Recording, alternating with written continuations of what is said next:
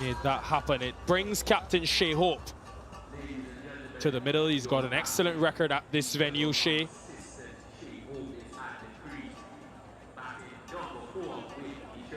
Leading run scorer in one international cricket at this venue.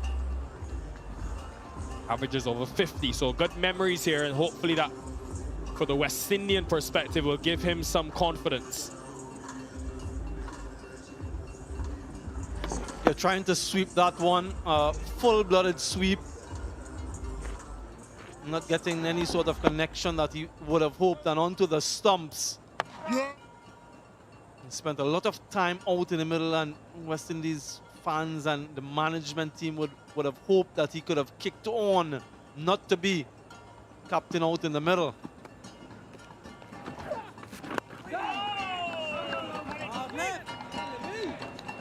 It's not an easy pitch to get started on, particularly during the middle overs when the ball is a little bit softer. It's gripping, the fielders are close in. Successful over for England. Wicket and just the 2 runs, 106 for 2.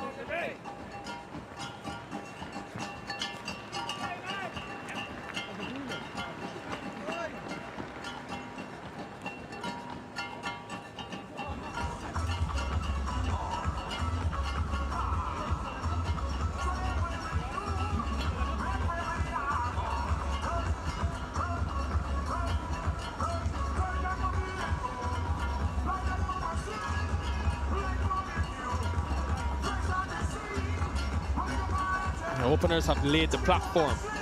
Athene is getting to his second ODI 50, not able to carry on. Aaron King will be disappointed he wasn't able to kick on either. Another googly from Rayan Ahmed, who continues in this opening spell into his 5th over now.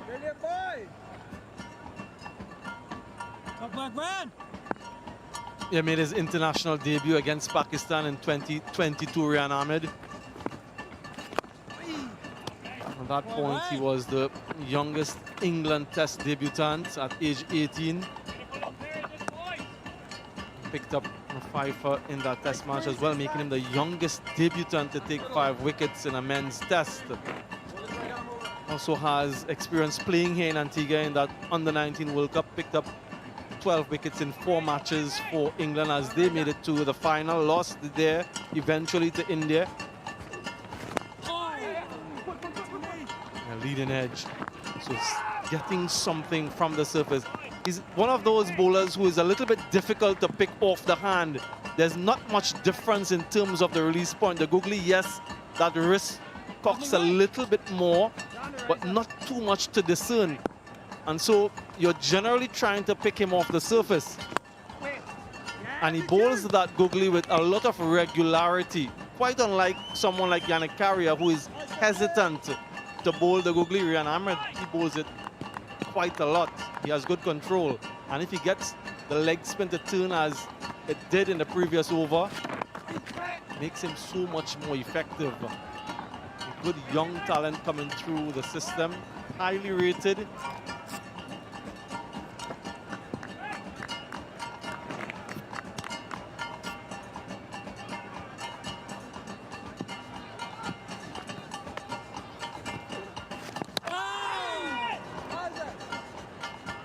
Beautiful delivery to end the over. 109 for 2.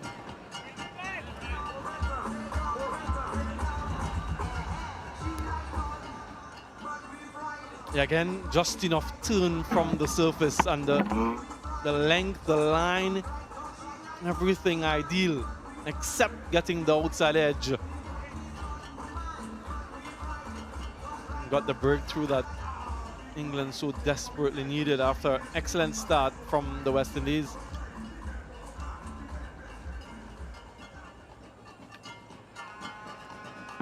For that partnership, this.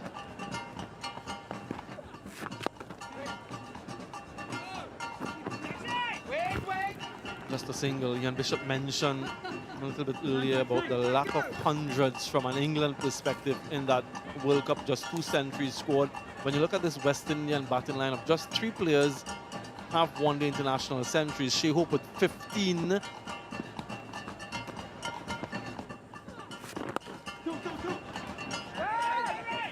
Maya has 5, and Brandon King, who was recently dismissed, has 2. No other batter in this lineup has an ODI century.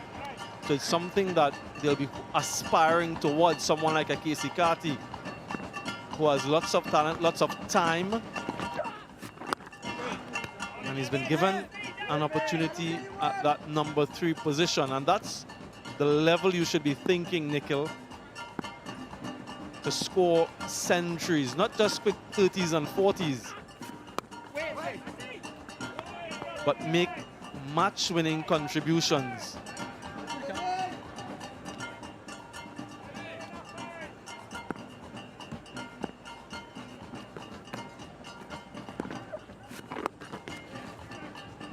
Livingston has bowled to both right-handers with mid-on in the circle. Tend to see, especially leg spinners, bowling with that protection both at long off and long on. He's been brave planning this from Butler, but he's been aggressive in his field placing. Slip has been in operation throughout the spell as well.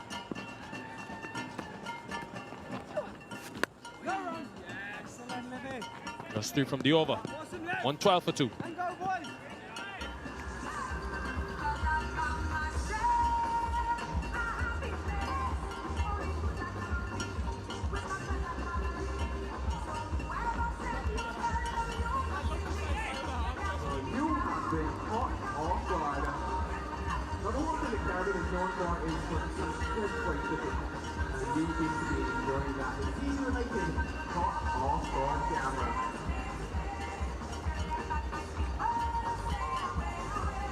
Subtle decline in that scoring rate from the West Indies since they've lost those 2 quick wickets.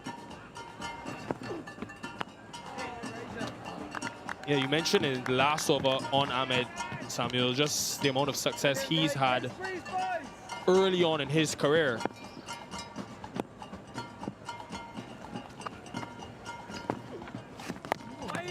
In this inexperienced lineup, he's actually one of the few members who have experience in West Indian conditions. That under 19 World Cup you speak of, where he got the 12 wickets in 4 matches, was right here in the Caribbean.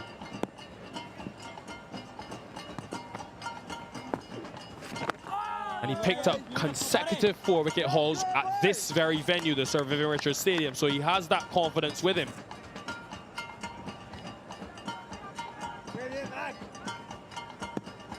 He's also a good fielder, and he can contribute with the bat. Just look at that delivery. We've spoken about his googly and what impact it has had, but just look at this leg spin. Pitches almost perfectly, spins away just enough, maybe a little bit too much so he doesn't get the edge. He has a slip in waiting. And oftentimes when leg spinners get that leg spin to grip like that, the next delivery is a googly, just to try to work out the batsman. But his control that we've seen so far from him has been exemplary.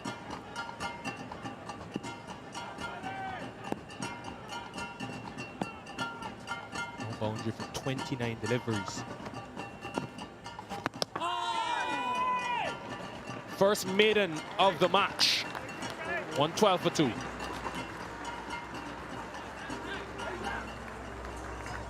Again, leg spin pitching almost perfectly. Enough grip off the surface. Not getting the edge. Building pressure in these two to the new batters at the crease. Carty has faced 18 deliveries for his 5.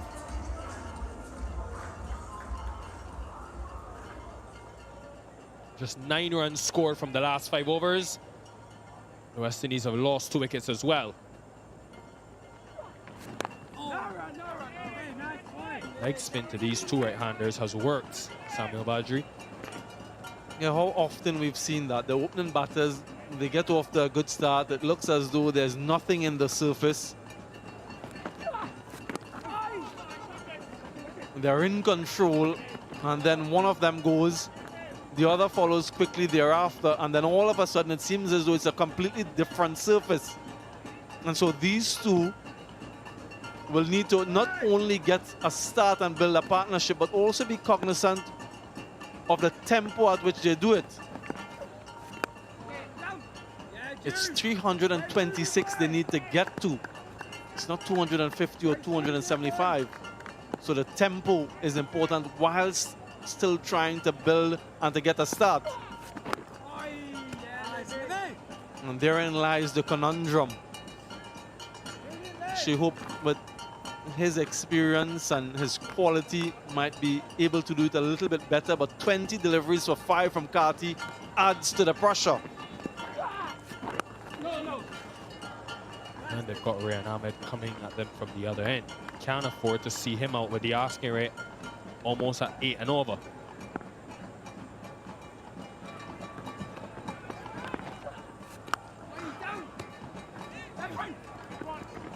Shayhope wants 2. Carty sends him back though. And pressure building here. 114 for 2.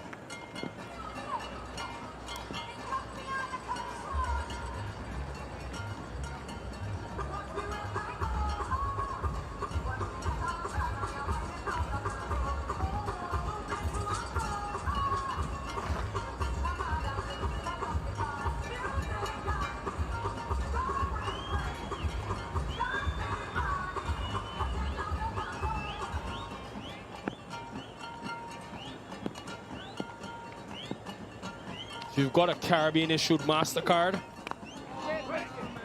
excellent news for you. You can visit windiescricket.com and get a 20% discount on the tickets when you purchase them online.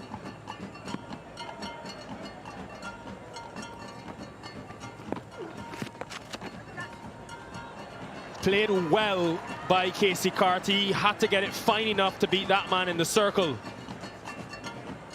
Yeah, and he needed that. He needed that boundary. He needs a few more, actually. A real loose delivery from Ryan Ahmed, angling down the leg side and just asking to be hit. Gets enough bat on it and gets it fine enough.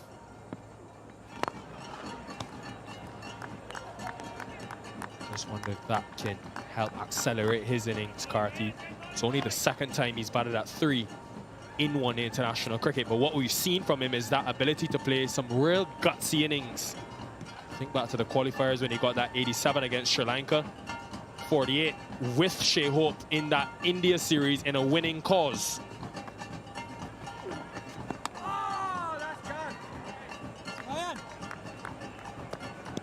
Yeah, what Shayhope normally does is try to knock the ball around, deflect it, and get himself going. We've seen an increasing degree of turning throughout the course of this match, and that's what I suppose Josh Butler anticipated when he won the toss and decided to bat first. 9:30 a.m. start, so there's no thought of dew or anything like that. 6 from the over, 120 for 2.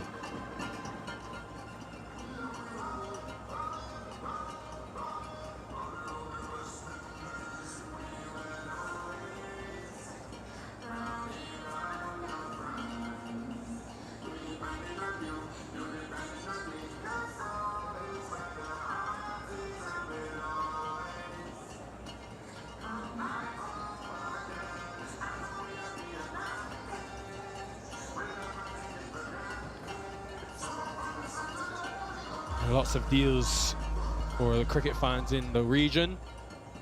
Get up to 20% off your England versus West Indies tickets buying with a Caribbean issued MasterCard. This has been hit straight and hit well, firmly by Shayhope. First boundary for the skipper. Yeah, a bit of flight, but he targeted straight back past the bowler, and that's important. There is a mid-on in position. But very well played, very much in control of that shot. Just wonder if he's feeling a little bit of the pressure to get the scoring rate going. Butler still opts to have mid-on up, even after that stroke down the ground. Yeah, and quite rightly so. If you want to take on the fielder, then so be it.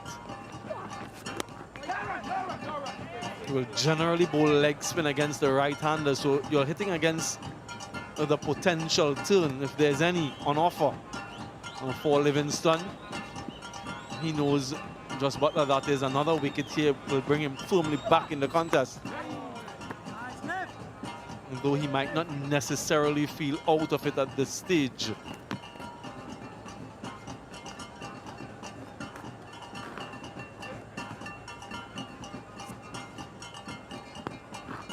Couple left-handers to come. Sherman Hetmeyer, Sherfin Rutherford. We know that Shea Hope has moved to that number 4 position with a certain degree of certainty. I just wonder if there was a thought perhaps of splitting these two right-handers with one of those left-handers.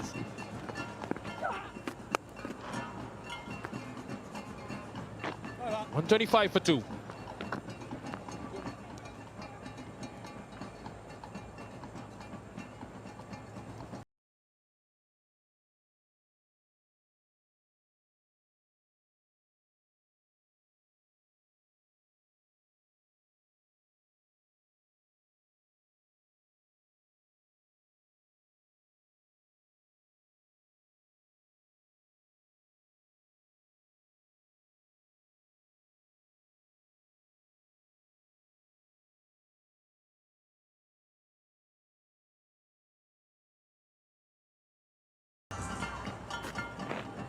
Ladies and gentlemen of the halfway of the innings, West Indies are 125 for 2. requiring another 201 for victory. Chinese fans in the house. And Rehan Ahmed's spell has predictably come to an end at 7 overs, 1 for 23. West Indies' most successful, most prolific batter is at the crease in their captain, Shea Hope. Only 3 batters since his debut in November of 2016 have scored more hundreds in the ODI game.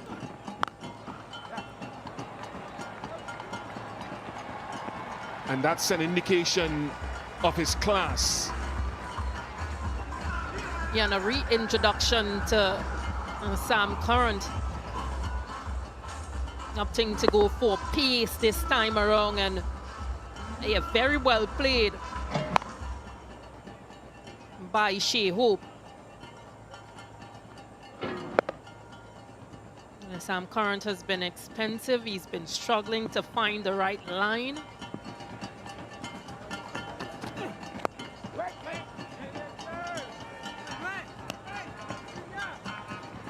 I hope just thinking that he missed out there.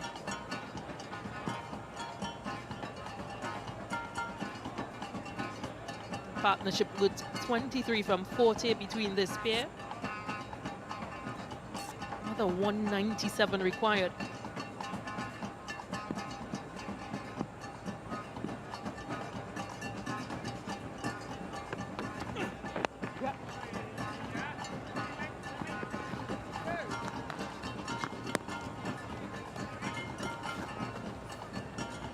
I understand that you'd need to bring back pace at some point, but the level of control was incredible from the spinners. Livingston and Rian.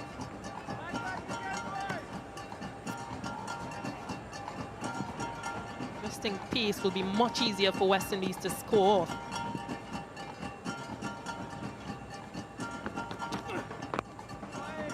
I can understand it, having bowled 7 overs being their primary weapon, their primary spinner, Rehan Ahmed.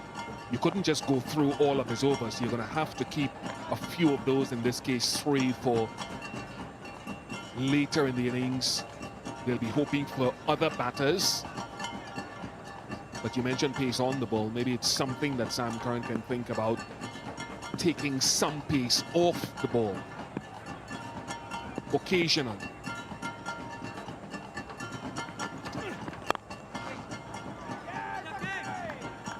He's now bowling from the Sir Andy Roberts end, so a change of ends for him. That first spell was pretty expensive. And 30 runs coming from. Even though he's been hit for a boundary of the first ball of this over, he's come back quite well.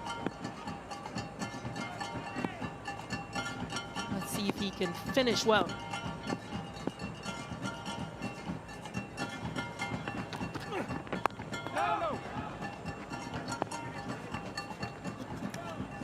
.130 for 2.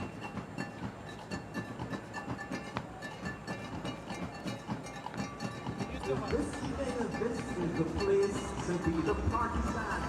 It's where we're all together at the end of this match. Everyone is invited to come across. Yeah, a little bit of pace off in that last delivery of the previous over from Sam Curran. And maybe more of that is required on this surface.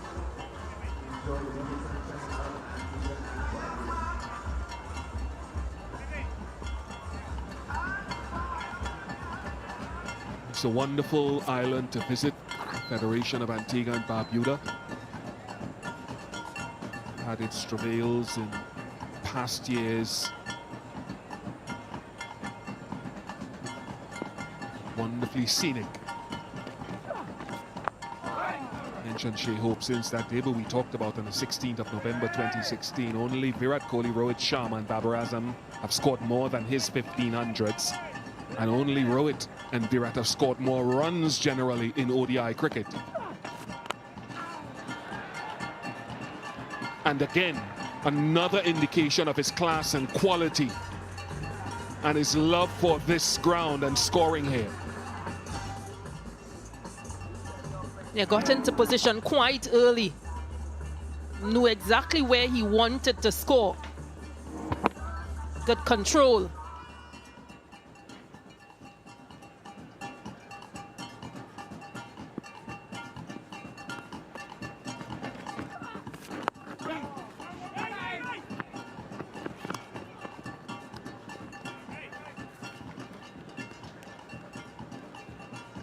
Been really good communication as well from this pair, Ngati and Hope. They run really well between the crease. Saw a lot of that from Shea Hope during CPL and the Super 50.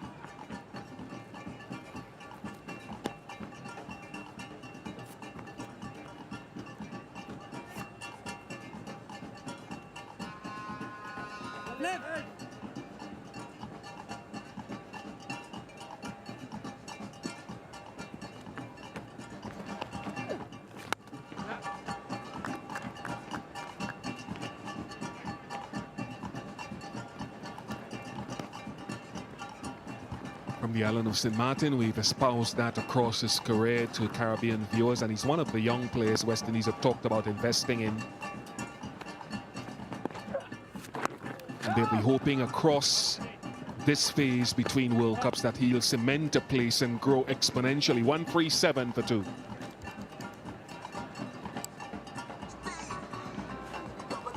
Touch player getting the chance again to bat at number 3.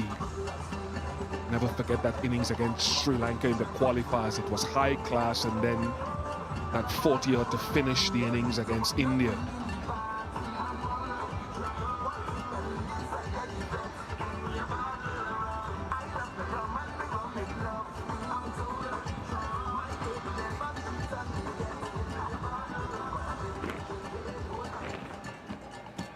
Shea Hope, 374 runs at that average.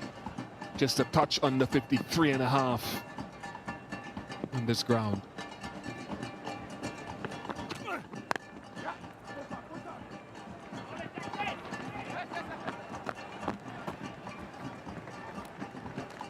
You talk about the communication between this pair and just how Shea Hope has transformed his game as well over the last year or so. You can see the intent to score, the intent to run hard between the wickets as well, and just the overall intent to score big. A lot of responsibility on him, and these younger players do look up to him as well.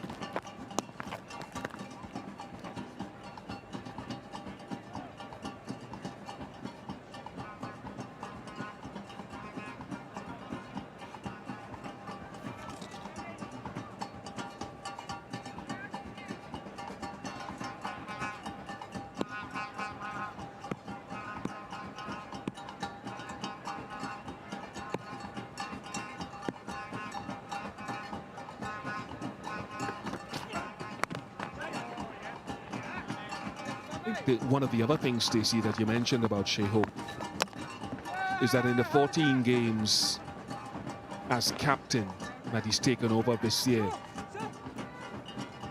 he's averaging again over 60, but the strike rate has gone up in this period of time, perhaps from just before that to 96, touching 100.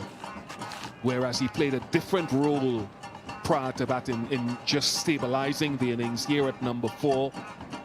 And in this dispensation, he's tended to be able to get his strike rate up to what you'd call closer to the gold standard of the modern game.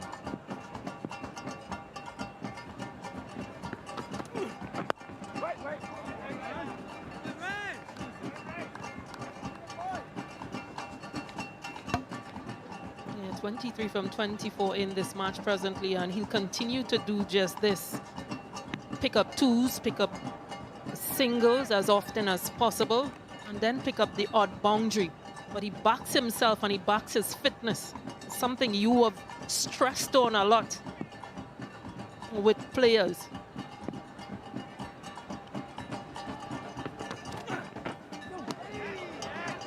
Nice bounce. Well, Virat Kohli to me is a gold standard of ODI cricket, one of the goats of the game. He's not a boundary smasher, Virat Kohli, but he supplements his boundary hitting by running hard. So with this little bit of extra bounce here, unpredictable bounce, it makes all those skills as a batter come into play.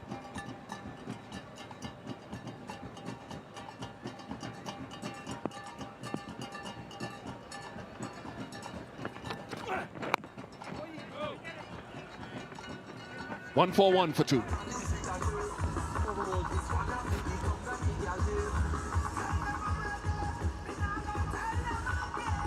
And 185 required from 132 balls. West Indies just losing 2 wickets. That of Atenez for 66 and Brandon King for 35. 100-run partnership.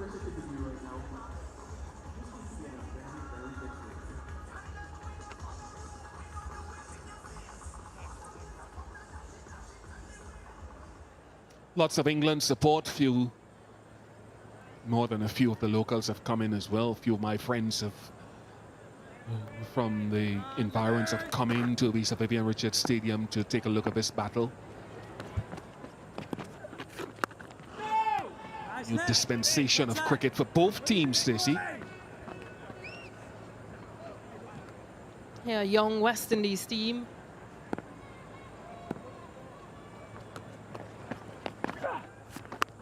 A new era of English cricket, English players. So opportunities all around for both teams and the players. I know from a West Indies perspective, these young players, young Carty, Artenis, they're eager to show what they've been working on.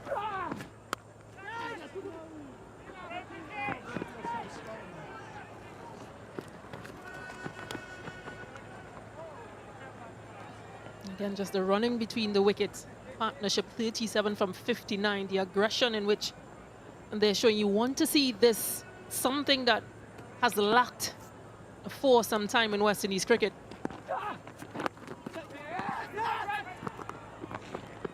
Now, whether they get to that total, get over the line, get to that total of 325 or not, I think there are a number of pluses that can be taken away from this match.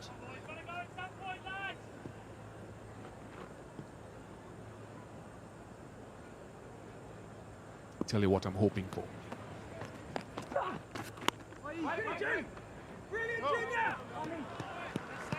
I know results are important, but building in the next few years very important. That some of these young players will perhaps over the next 2-3 years cement their place and play about 30-40 ODIs as you close in on the next World Cup. I know it's a long time away, but a chance to cement their skills, their game, and get an understanding of ODI cricket much better. 1-4-4 for 2.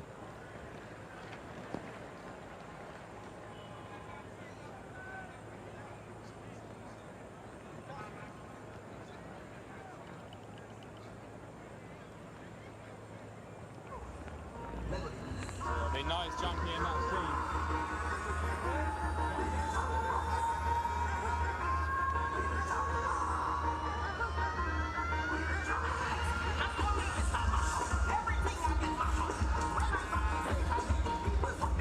To add to that, West Indies Academy have conquered Ireland in the first red ball game and are doing very well in the second. So a number of players, Naeem Young and all those guys, doing well. The A team is in South Africa. The results are not as important as the process. Cast back into the attack, hoping to do better as he switched ends as well. Looks like a cross seamer. A variable bounce there and given.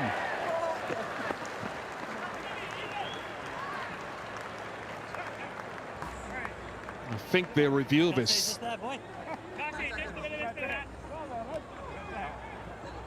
No, they don't. So Casey Carty goes, Cast strikes with his first ball back from a change of ends. It's something we saw when Liam Livingston batted and was dismissed by a delivery that stayed really low as well.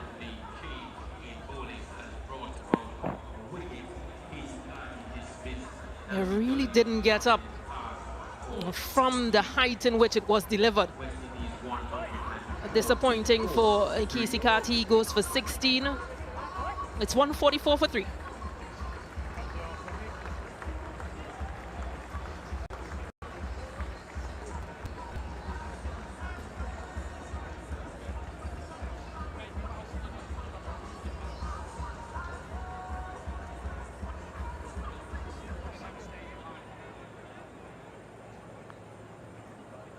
Incoming batsman for the West Indies, number 2, Shimron Hetmeyer.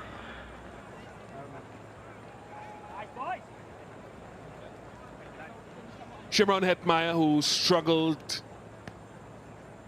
to score the volume of runs that he would have been hoping to in the recently concluded Super 50 tournament. Played in the ODIs against India earlier this year. Didn't really fire in a big way, but had such a good initial phase of his career with the bat, 5 ODI hundreds.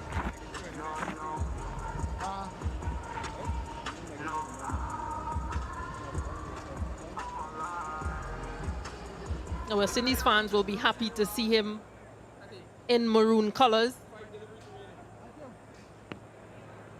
But he'll have his work cut out for him because that delivery from Cass.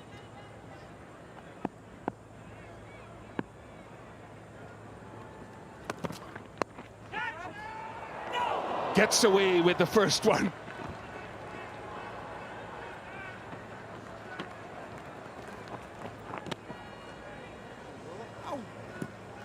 Just wonder if that delivery held up as well. Cass changing the side of delivery and Hetmeyer just playing into the leg side. Almost a push.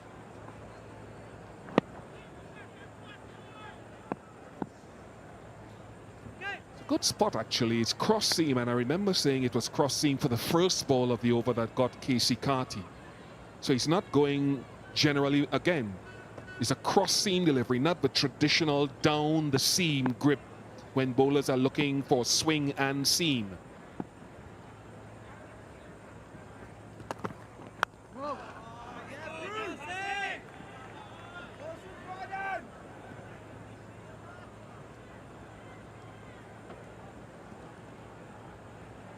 Yeah, delivery didn't quite get up. So it would have been umpire's call.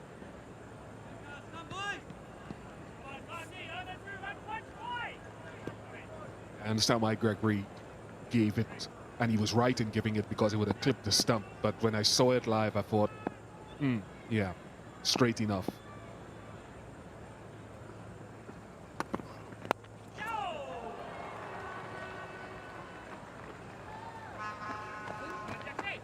Generally, these two run well between the wickets as well, whenever they've had lengthy partnerships in the past.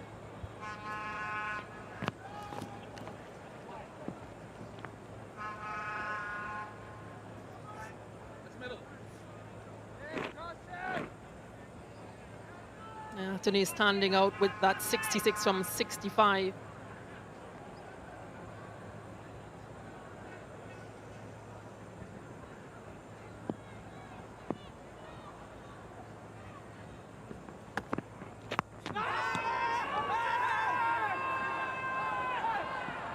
Totally get why he's hammering away short of a length, having seen Livingston, having seen Carty dismiss from back of a length from that end.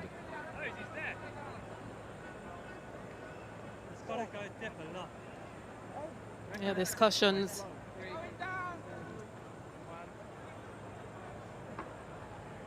It's too late now.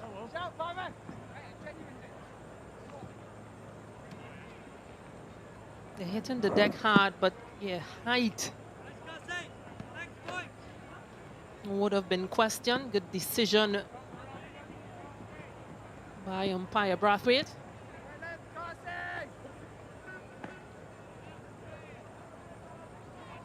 A confirmation would have missed.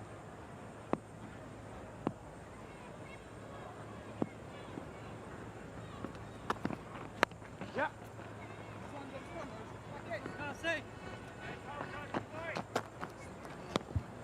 148 for 3. Ladies and gentlemen, after 30 overs, the West Indies are 148 for 3. If anyone has lost a back card, please visit the Smoothie Palace located on the north side with some ID and you may collect your back card. Once again, there has been a missing back card found by the Smoothie Palace. If it is yours, Still some good depth in the batting with Shafin Rutherford on debut. Shepherd can go some if he gets in. Yannick Carrier had an outstanding Super 50 average, 170. Alzari Joseph is still working on his potential as a batter, and Gudakesh Moti can strike it as well.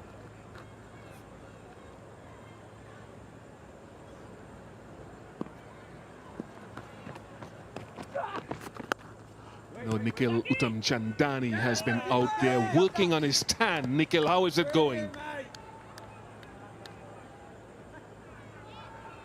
Had to get some space, some time away from the action.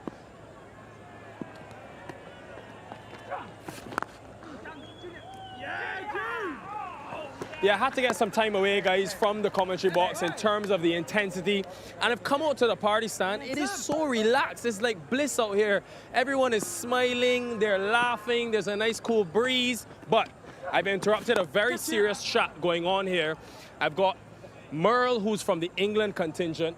And we've got Gary, who's backing, I think, the West Indies. Gentlemen, what is happening in terms of this game? Just raise a glass, raise a drink if you are enjoying the action. I'm enjoying the action. Lovely, that's the first order of business. Now I'm going to give you guys a tour of what's really happening here. Now, as I mentioned, when I was coming in, I interrupted a very serious cricketing discussion. Not really. Anyways, we've got Craig, who's backing England. We've got Gary, who's backing the West Indies, he says. Merle is backing England with a West Indies cap. Not really sure what's going on here. Then we've got some local talent. JJ and Omar, both born in Antigua, and they're focusing on their team. But look, it's less about the cricket, more about the enjoyment in this party stand. And you look behind me, people are lying down, they're relaxing. Bish, I highly recommend you coming out here, spending some time with these people and smiling, because it is quite lovely out in the party stand. Thanks, Nikhil. You know that I'm a man of the people, and I'll be over after this commentary stint is finished. I'm just happy to see that you weren't tempted into having your own beverage while you're at work. 150 comes up. 150 for 3.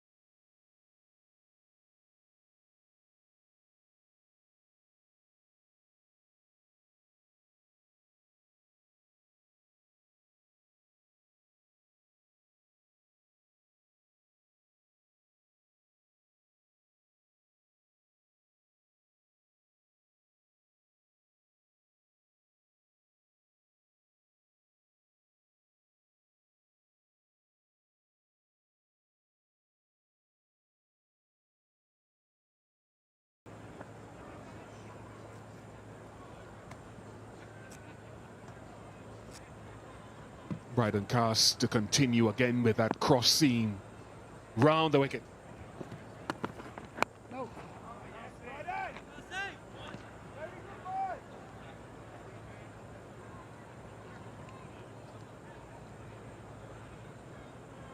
Yeah, a lot will be expected of Shemron Hatmaya.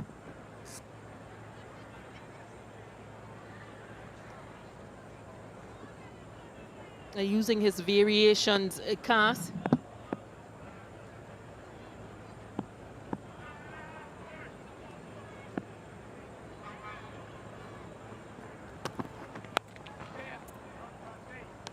And using it as his stock delivery in this spell with the old ball. If it hits the lever side, it perhaps could just slide and keep lower. If it hits the seam, it could just grip and stand up and hold up on the batter. I don't think he's bowled one single seam-up delivery in this new spell.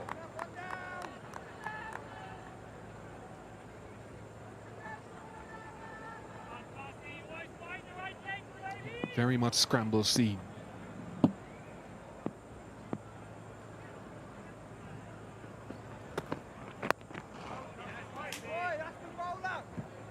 I think what has worked for Cass is bowling at the right-handed batters and hitting the deck quite hard. Just seems to be getting, especially once he bowls that scrambled seam, he seems to be getting some of those deliveries to kick off. But those that stay really low with his pace have been really challenging. Challenging to know whether to pull it with confidence or whether to just stand up and try to defend, because not all are coming off at the same pace. He does go for the pull on that occasion. But we talked about Liam Livingston being dismissed from that very end from Romario Shepherd, who was bowling from the Andy Roberts end. Need a shovel to play that. And then on right of screen, Casey Carty. Again, that's hit a dead spot in the surface and done the same thing. Very similar length.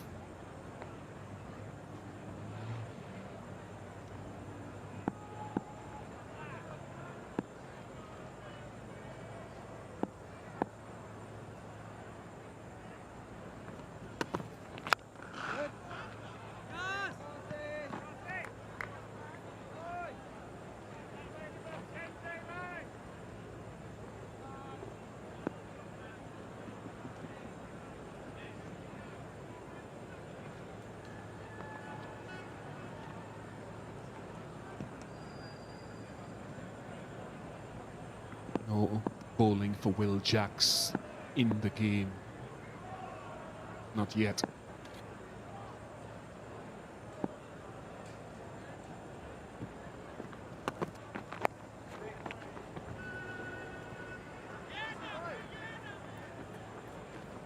.153 for 3.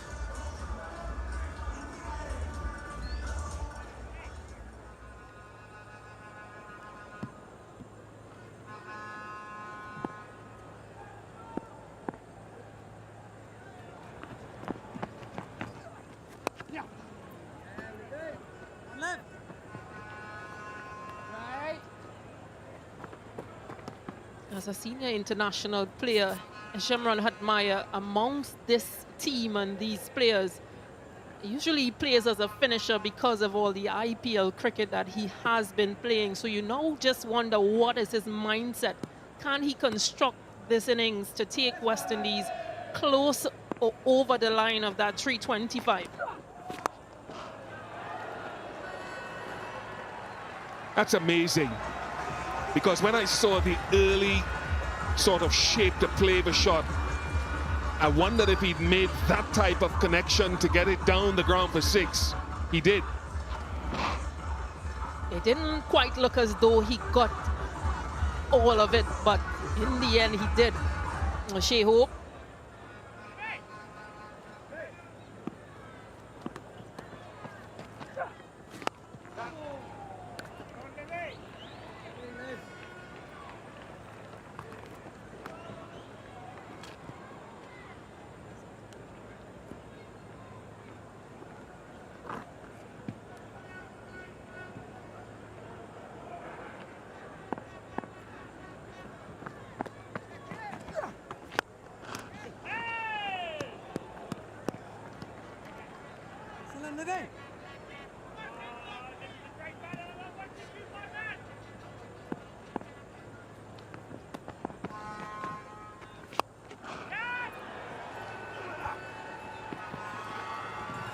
Shimron Hetmeyer adding to the impetus of Shea Hope in this over.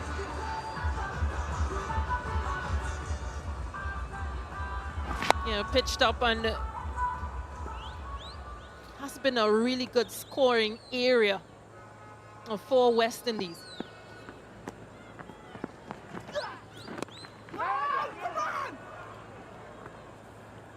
$165 for 3.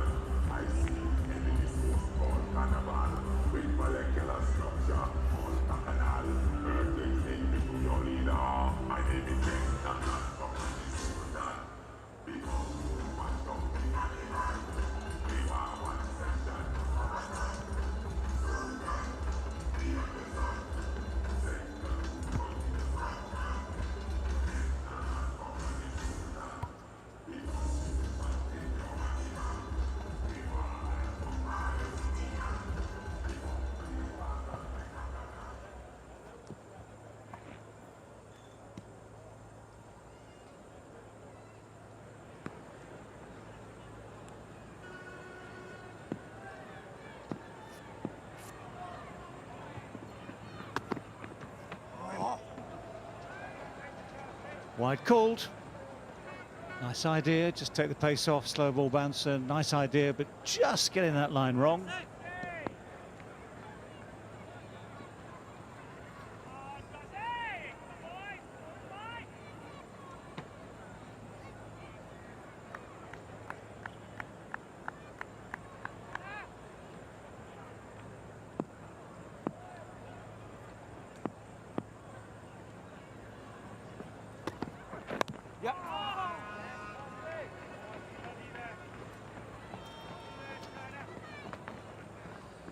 Right, the pressure mounting on Shea Hope as captain, on Shimron Hetmeyer as one of the star players in this West Indies side. Their asking rate is nudging up towards 10.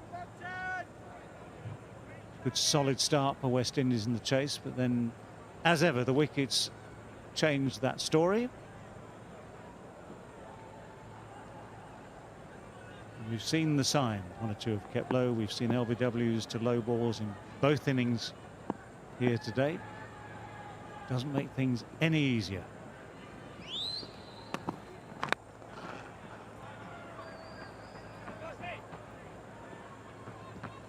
And that is something that the batters will be very concerned about.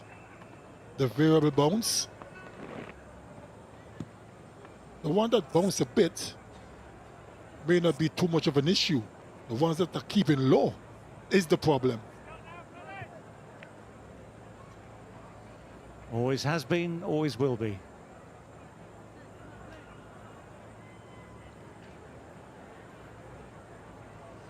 Slight change in the field. Third comes up into the circle.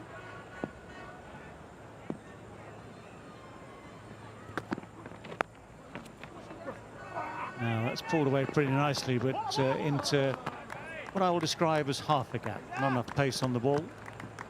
Ren Ahmed quick enough, able to come round quickly enough to cut it off.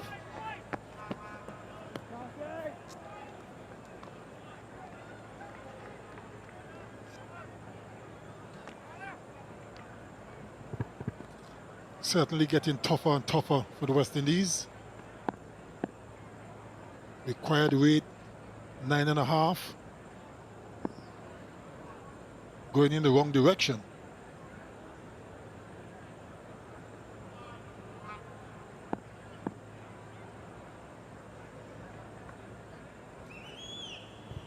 Well, for the West Indies, I might add. England, on the other hand, would love that. Yep, two sides playing this game.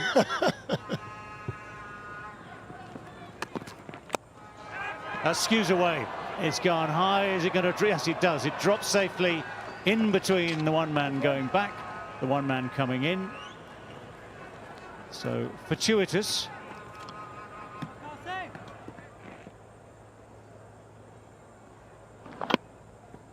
It was a big hoik from Shimon Hetmyer, trying to go leg side.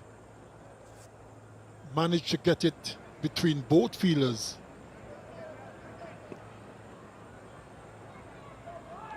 That's what pressure does from time to time. Force batters to make a mistake, but he got away with it. Well, that was close to being dragged back onto the stumps. Hope gets away with that. They pick up the one.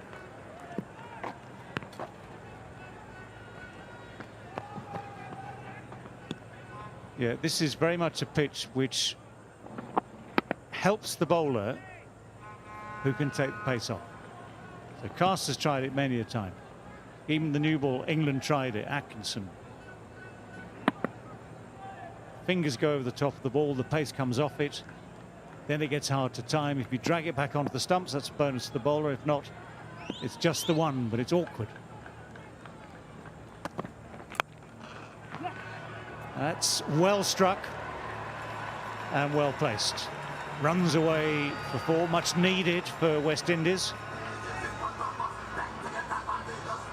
175 for 3.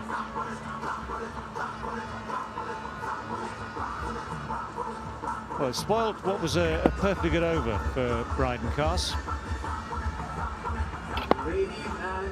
Still very much front foot for Hetmyer, but quick enough with his hands to slap it away through mid-wicket.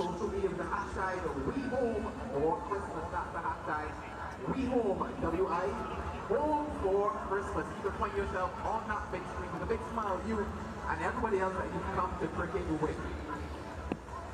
Just a reminder of how the tour will pan out here. 3 ODIs first, 2 in Antigua, 1 in Barbados. We stay in Barbados for the first of the T20Is, then 2 more of those in Grenada and 2 more finally in Trinidad, allowing England to get back for Christmas. And we'll see, of course, by then how they fared.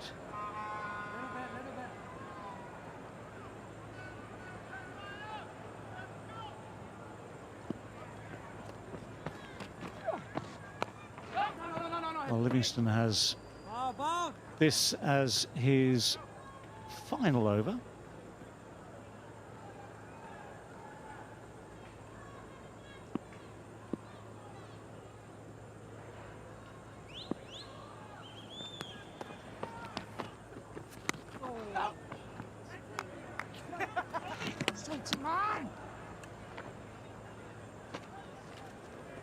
Yeah, figures of 1 for 45 so far for Liam Livingstone, and if he keeps it nice and tidy in this over, I think he will consider that a job well done.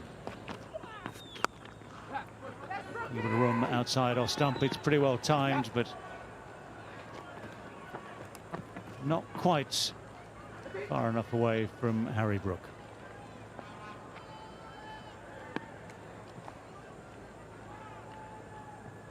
I don't think the England players would mind 1s and 2s.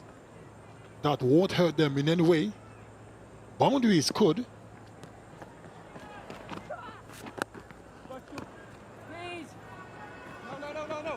Yeah, but they've been hard to come by. Livingston has certainly played his part. 10 overs straight off the reel. Nearly through them now. And he's done the job which he was basically hired to do, which is to keep the scoring rate under control, keep that pressure mounting on the required rate.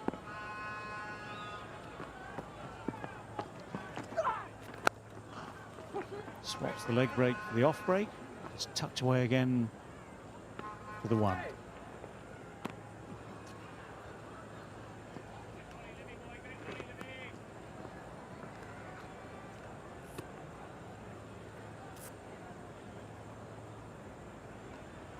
Partnership 35 from 35 deliveries. A runner ball would not help the West Indies cause. Got to score a lot quicker than that. 35 overs gone, 180 for 3.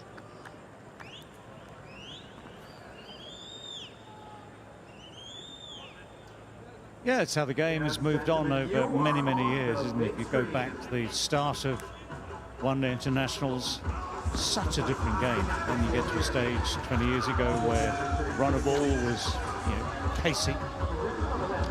And now, of course, that's just mundane.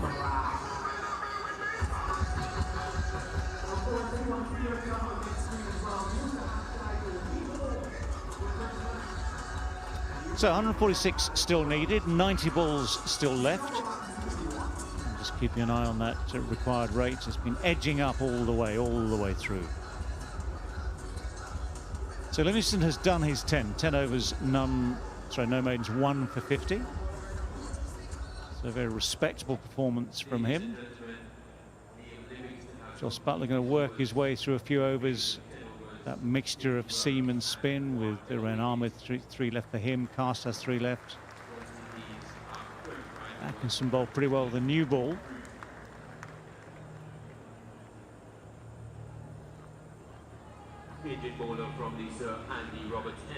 So what have we got? Got a ring of fielders on the offside.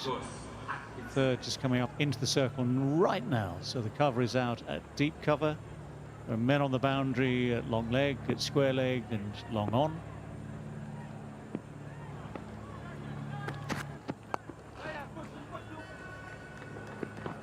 Pressing for the second, running hard for that first one.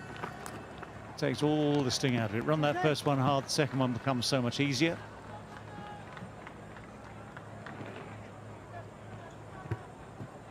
A lot will depend on these two at the crease. Shimon Hetmyer and Shai Hope, the skipper. We know how prolific Shai Hope is in this format. If ever they need him, is now.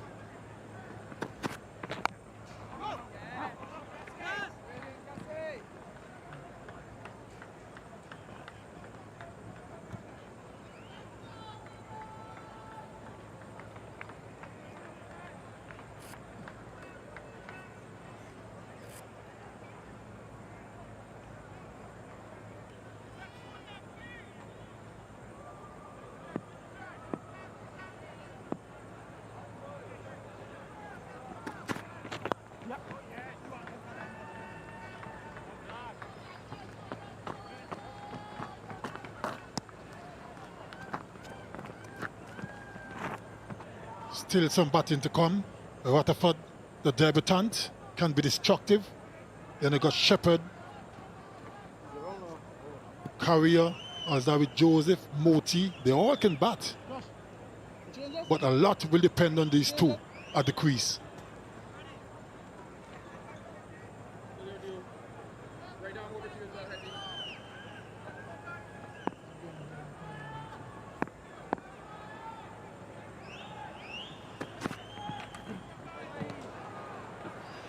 Well, it's called wide. There was no bounce at all.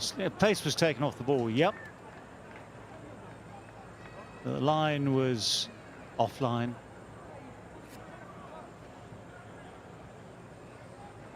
What do we need here? New gloves?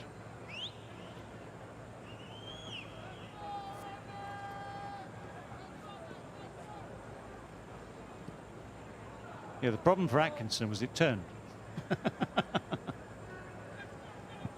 Certainly deceived Shimon Hetmyer, but unfortunately he was called a wide. He'll have to bowl it over.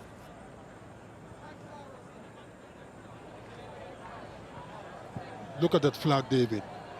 Isn't it one of the best looking flags in the world? Not because I'm Antiguan, I'm saying that. Ambi, you know I've never argued with you about certainly Antigua, which I love. And if you say that's the best flag in the world, it's the best flag in the world.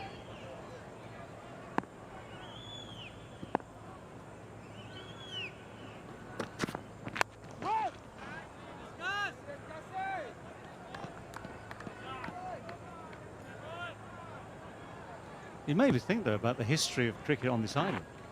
When you go back to the days of, Sir Viv, Andy Roberts, first to represent West Indies from Antigua, proudly so and brilliantly so too.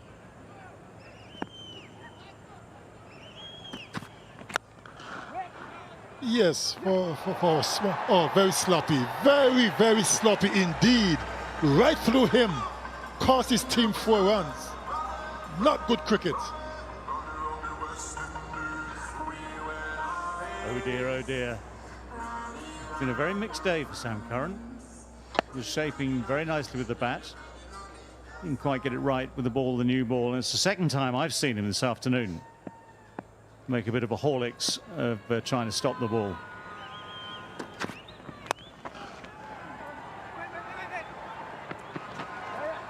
That's how to do it.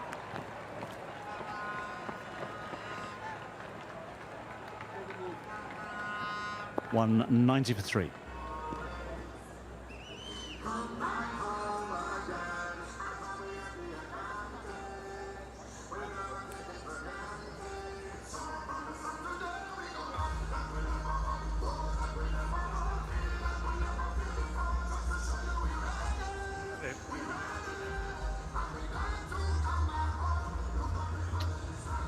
Well, the great man himself, Sir Vivian Richards.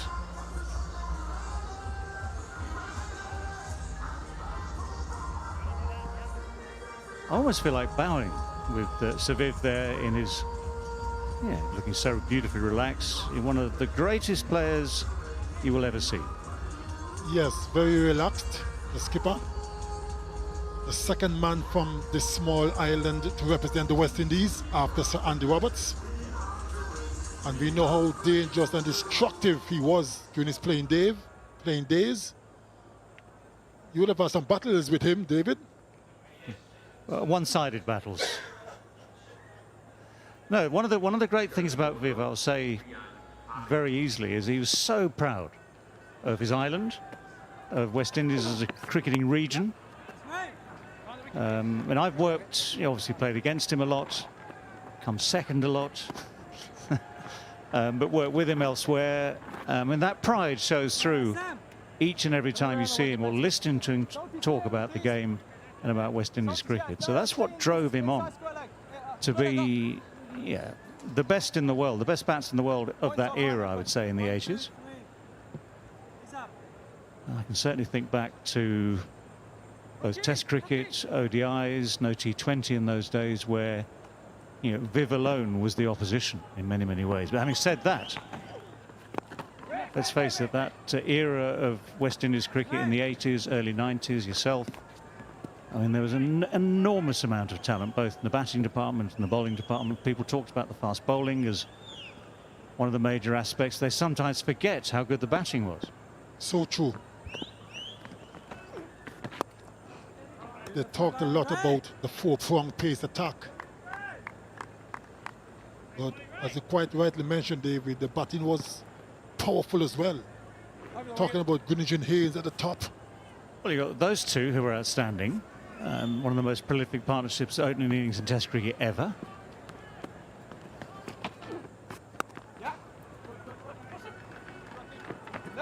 Just the one again. You had Larry Gomes at 3, kept making hundreds. You had Viv, he could play. Previous side was led by Clive Lloyd. You had people like Richard Richardson, match referee today. Smacked it through point every ball.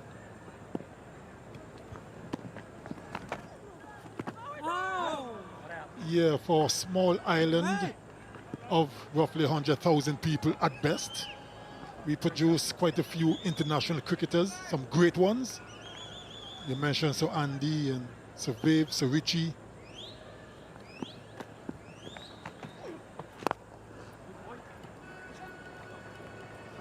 Oh, give you a mention as well. 194 for 3.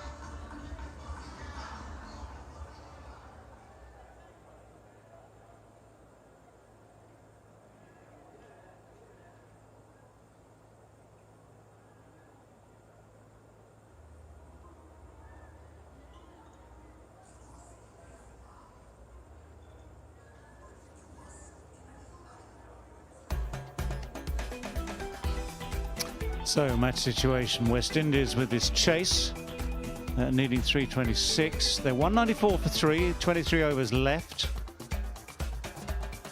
Their asking rate has now gone above 10. So, 3 men out. Athanae is the first. He played very nicely indeed. That sweep shot just cost him. It was the googly from Rian Ahmed for Brandon Hope. A poor sweep shot, misjudged the length. And that's one of those ones, I'm afraid, that Kisikati, what can you do about that? It's almost hit him on the ankle, just above the ankle. You, as a batsman, you want to review because you feel it's just so unfair. But that was denied by his captain. Those are the bowling figures. Livingston has done his 10, 1 for 50. We've still got a bit of time left, or a few overs left for Curran, for Atkinson, for Cars, and for Rian Ahmed. And what's needed? 132 still needed. 78 balls left. That's an asking rate of 10.15 per over from here on in. So I'm going to state the obvious. A few boundaries might be needed if they're even going to get close. Yes, we know how exciting this game could be. A couple of big overs could bring the game back into a balance.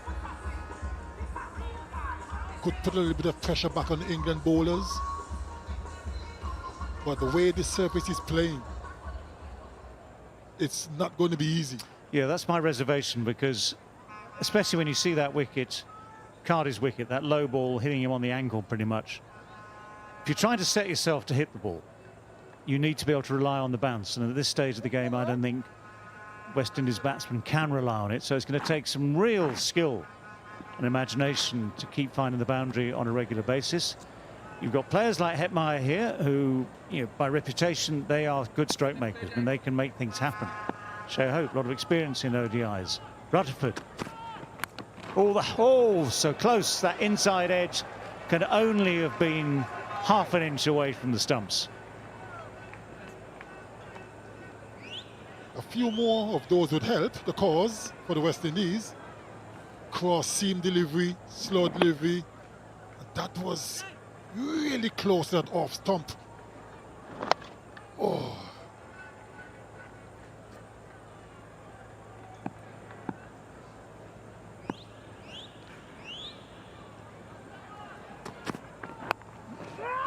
Yeah, but the situation you're hoping for, Andy, is these two start to accelerate, just make a bit of a dent in that asking rate. If you have someone like Rutherford, who we've all seen in T20 cricket, you know, if he has a good 5 overs, he can be absolutely explosive. It's the first time he's played in a full ODI. But if you give someone like him a platform towards the end, well, it might give you or give West Indies a sort of slim chance of crossing that line. Full toss is played straight at extra cover. Hetmeyer knows he's missed out there. Sheffield Rutherford is on debut, so there may be a little bit of nerves floating about. And with the pitch playing the way it is, could prove difficult for him as well.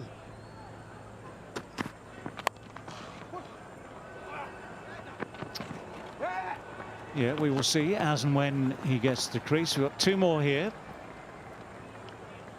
Very deep set field on the onside, so plenty of gaps out there for the twos.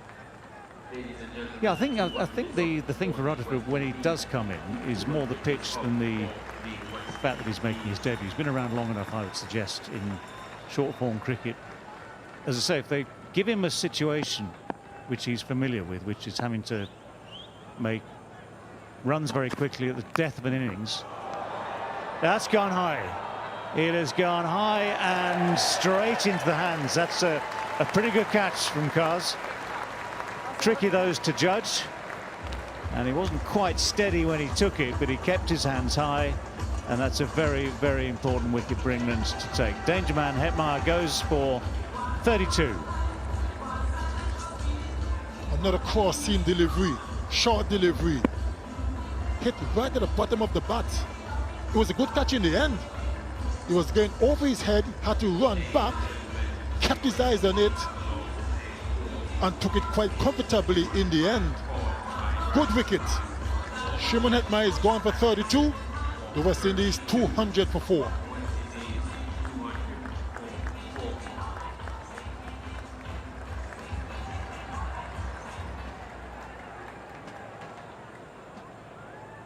Lately, I just want to show up and buy some. Always been a little mad petition. Lately, it's cash. Incoming batsman for the West Indies. Left-handed batter, Shakti Rutherford. Cops are rats, talking out my boy, you ain't with a badge. Well, we've been talking about him. Now's his chance. Shafane Rutherford, a very, very powerful left-hand batter. A lot of expertise, a lot of experience in the shorter form of white ball cricket, the 20-over form. For Hetmeyer, again, it's that front foot pull shot that ends up going sky high off the pretty much the toe of the bat. That's the way he plays. Kaz does really well here. They're not easy, those. So reward for Atkinson, just rewards for him.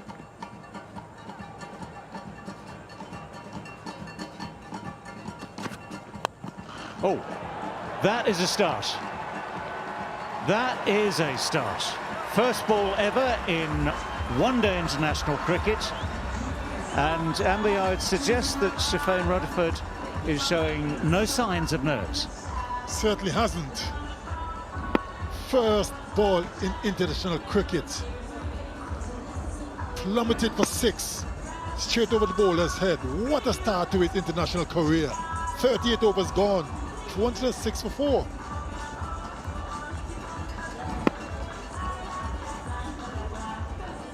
And he certainly enjoyed that.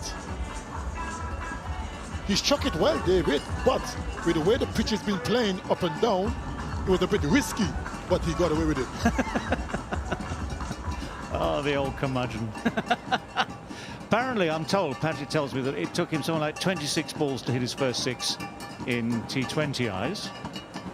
So he's up the ante here. It was an extraordinary shot to play.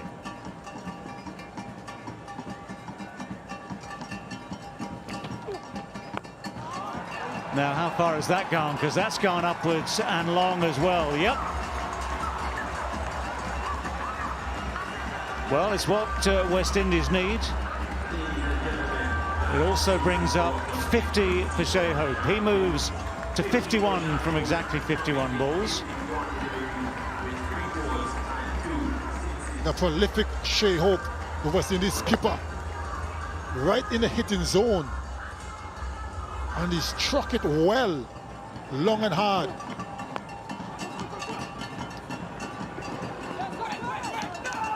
It's a nice little flick onto the onside. Good fielding, one-handed pickup from Zach Crawley. Moved quickly to his right, the good pickup, the good throw, kept it down just to the one.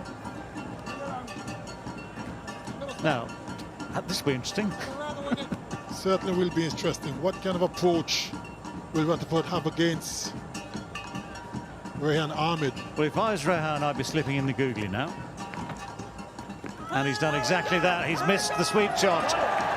So one ball goes for 6, the next one is missed, the finger has gone up, but so also has the request for DRS. But that was the googly, pitched on and straightened. Third umpire to director. We have And I a player review suspect for that NBW. Shafane Rutherford Original decision is out. It's might a fair be- delivery. Front on spin vision, please.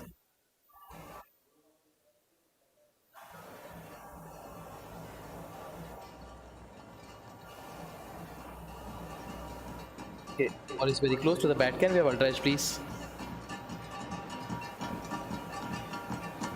Chris, we are waiting for ultra edge.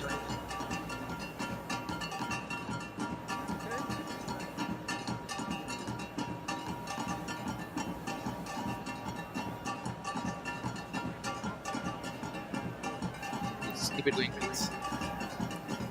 Keep it going, keep it going. Gap between bat and ball. Yes, keep it going. Keep it going to the bats, please. Yes, thank you. No bat involved. Ball tracking, please.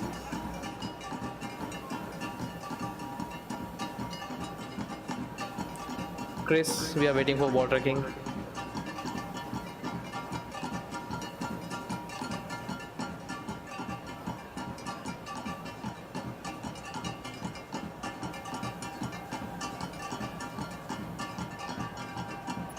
Pitching in line, impact in line, wickets missing. Thank you. I'll go back to Chris on field. Chris.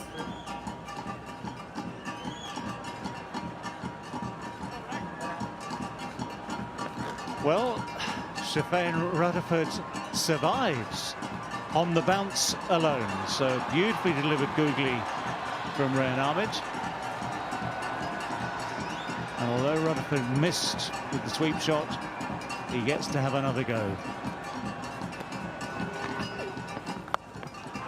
Now that's gone off the bat. It has gone high, but it hasn't got the distance. Harry Brook is the man on that deep mid-wicket boundary, positions himself perfectly. So Rutherford might have survived the previous one, but he's got to go this time.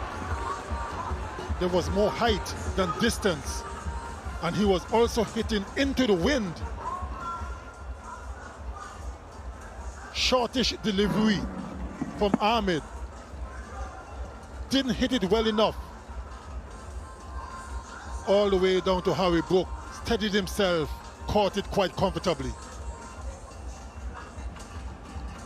Yeah, it didn't come on for him, so he was a fraction early on the shot, couldn't get the power into it. So one shot for 6, and that's all he's going to go home with tonight. It is 213 for 5.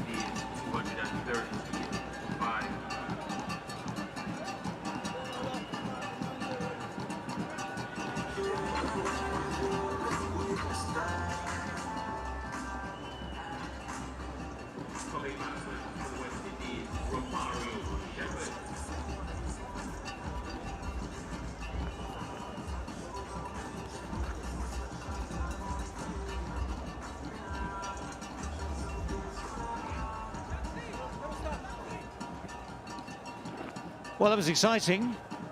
Not necessarily under orders for Shafane Rutherford, but it brings to the crease Romario Shepherd. All-round capabilities, open the bowling, of course, earlier in the day. But the pressure mounts, and the situation gets tougher by the second, it seems, for West Indies. Another googly from Rehan Ahmed, just tucked away, so rather different start for Shepherd, just a tuck away for 1 compared to the previous man at the crease. Talking of whom, it sticks in the pitch. So despite his power, it's come off the toe end of the bat. If he'd middled that, it would have been way over Harry Brook's head, but it just sits in the pitch. He is a fraction too early on the shot. Can't get the distance. But all credit to Harry Brook, who made it look very easy. Got in the absolutely perfect position out there. That's well bowled.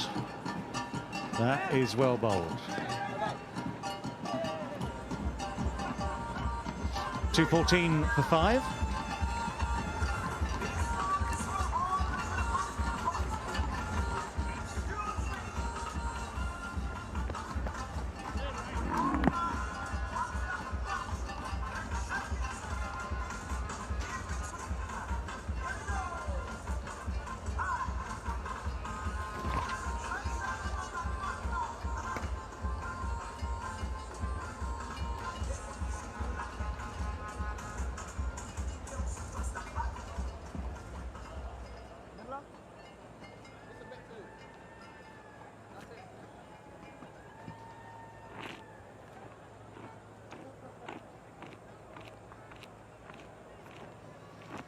Have 11 overs left.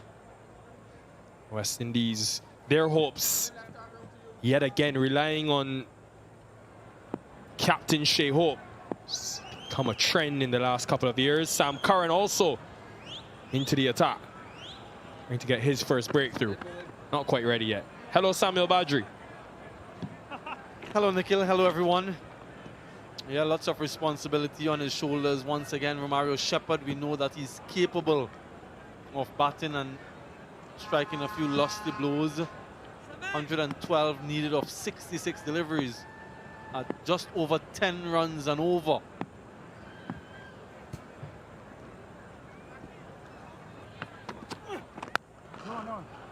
Always knew that it was going to be a difficult chase. West Indies got off to a really good start, a healthy start for the first wicket. They've sort of fallen away through the middle. Just Butler might have been a little bit concerned when Brandon King and Alec Athanaze were going really well. But his bowlers have fought and fought bravely to come back in this contest. Pace off from Curran. Second time in the innings that the West Indies have lost 2 wickets in 2 overs. Happened with King and Athanaze, the 2 openers earlier. Then to lose Hetmeyer, who just his presence at the crease brought the requisite intensity. The running between the wickets was really good in this partnership. That was the wicket of Hetmeyer. Had consistently gone across him, Atkinson. And then, quickly after, Rutherford followed. Came a long way across, Shepherd. Seems like a capitulation from the West Indies. He sent it upstairs straight away. Was pace off from Curran.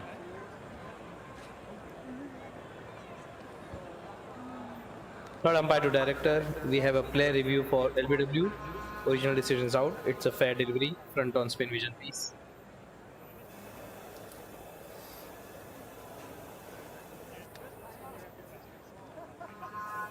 Okay, ball seems to miss the bat. Can we have ultra edge, please?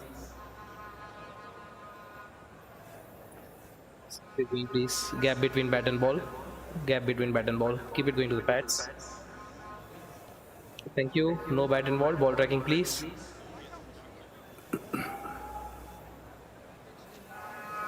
Pitching outside off. Impact in line. Wickets missing. Thank you. I'll go back to Greg on field.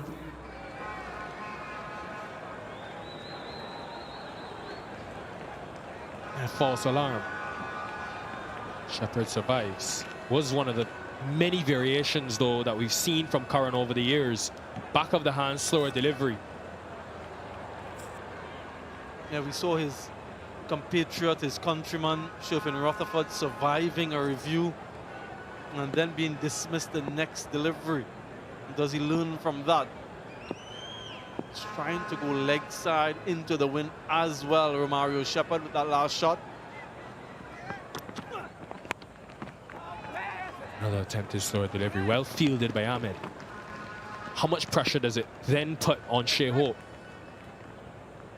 Yeah, a lot. It increases that pressure exponentially, and you can see why Shepherd is trying to go leg side. I know it's easy to sit here and talk about that wind factor, but Sam Curran and the English bowlers, they've been smart. They're bowling that line that leg stump line. So if you must score in that region. He usually scores at a runner ball or just under Shea Hope. So it's not really his game. Yeah, wide. Have to rebowl that to go at much higher than that. But we saw him recently in the CPL where he's really expanded his game and he was able to score at a very healthy strike rate. Shea Hope, that is. And I'm sure that experience and that sort of tempo which is required now with that required run rate increasing ever so often. Yeah, struck out 140 in the CPL. First time in his one international career that he's struck in the 90s. And it's been since he's gained that captaincy since the beginning of the year.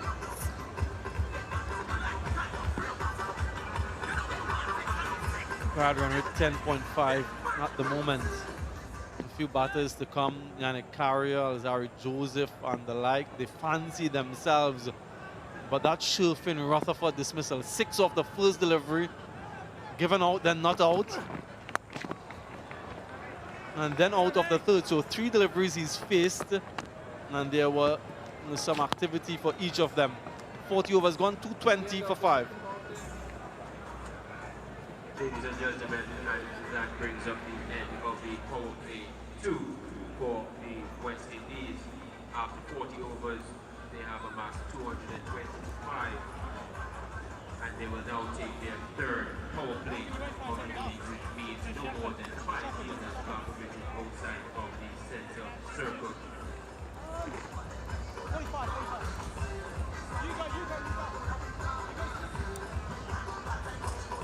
End of the middle overs phase for the West Indies. Now into the last 10. They require 10 runs and over. 106 needed from the last 10 if they're to win this game.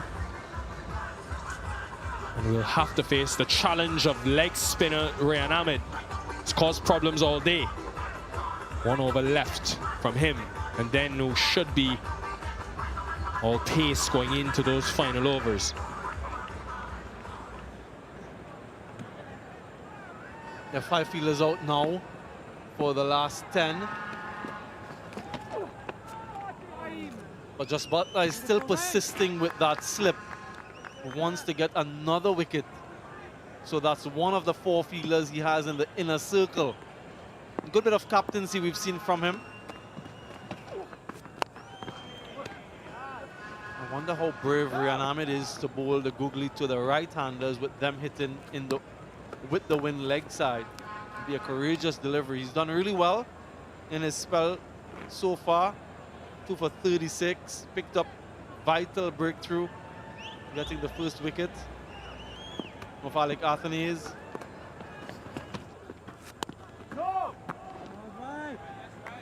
And if you've listened to Shea Hope speak about one international cricket over the years, especially in run chases, he always believes in trying to take it as deep as possible.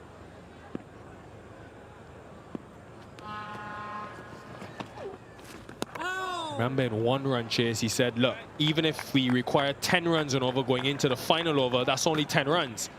He believes that if he's there till the end, regardless of the situation or the asking rate, he backs himself in that final over to get over the line. Yeah, but 11 runs and over for an extended period of time, it's always going to be difficult. Required run rate now just a shade over 11. And to do that for 9 overs after this one, it's not an easy feat. Mario Shepherd has the assist, has to contribute with some boundaries. 1360 struck by England in their innings. This should be runs. I think Harry Brook does well enough. We'll have to check that, but was well positioned again from Shea Hope. We've seen him a couple times off the back foot today. Able to find that gap. Ladies and gentlemen, under no circumstances may any person at the ground use a mobile telephone. There seemed or to be other kind of some good work down in communication the device deep. Just one confirmation of it. any form of commentary, data, audio, video, It seems to be photograph, okay. text, statics, Good work results, from and Harry other Brook. material in relation to the match taking 101 still needed from just 54 deliveries. 11.22. proper betting. Those are the magical numbers for the West Indies. Such action will not be tolerated and is likely to Yeah, 13 sixes for England in their innings. Just 6 sixes for the West Indies. from the venue in the future and possible further action, including criminal prosecution. One of the things that they've done well, in addition to the length that they've bowled, they've forced West Indies batters to score predominantly into that side where the wind Bowling is from blowing Mr. from. Andy Roberts' end will be Bryden Cast. Brighton Cast to continue. Rian Ahmed has also completed his allotment of And Ahmed overs. completed 2 his spell. for 40. Picked up 2 for 40 from 10.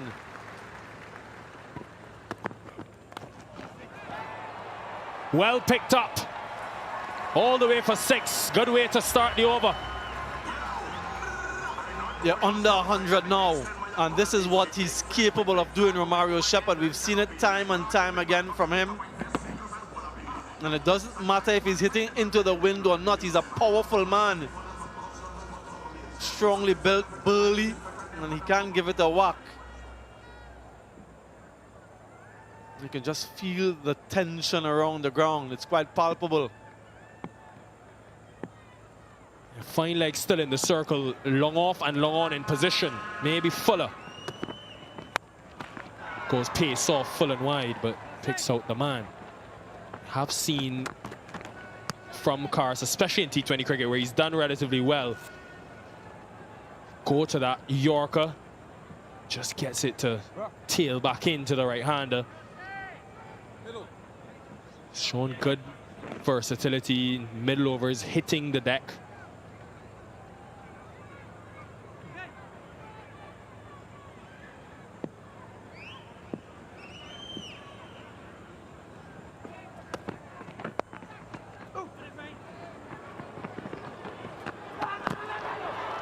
Thought about the second.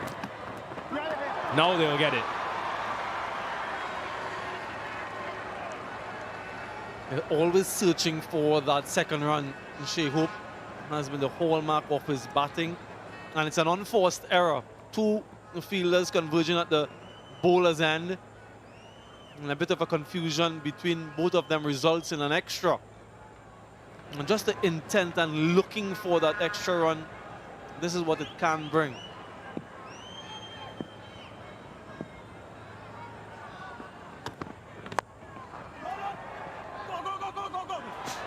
A bit of indecision.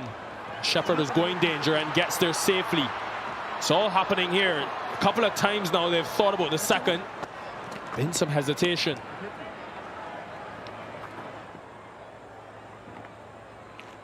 They just had to stop and reload Ben Duckett and allowed Shepherd enough time, that extra split second, to get to the crease safely. You can't Shepherd bat 5 or 6 or 7 of these remaining overs. And West Indies will get very close to this total, if not overhaul it. He is that powerful a striker off the ball. And Butler just wants to have his fielders in the exact position. Deep third comes into the inner circle.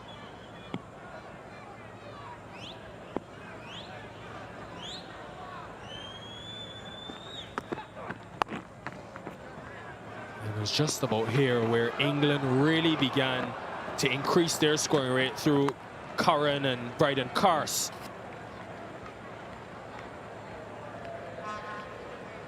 An occasion to celebrate for Shea Hope, becoming the 11th West Indian to get to 5,001 international runs.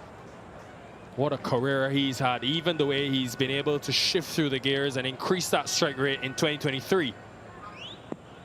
With similar success, 1500s. Bit of movement off the pitch from Cars. Ends with a dot. 11 from the over though. Good from the West.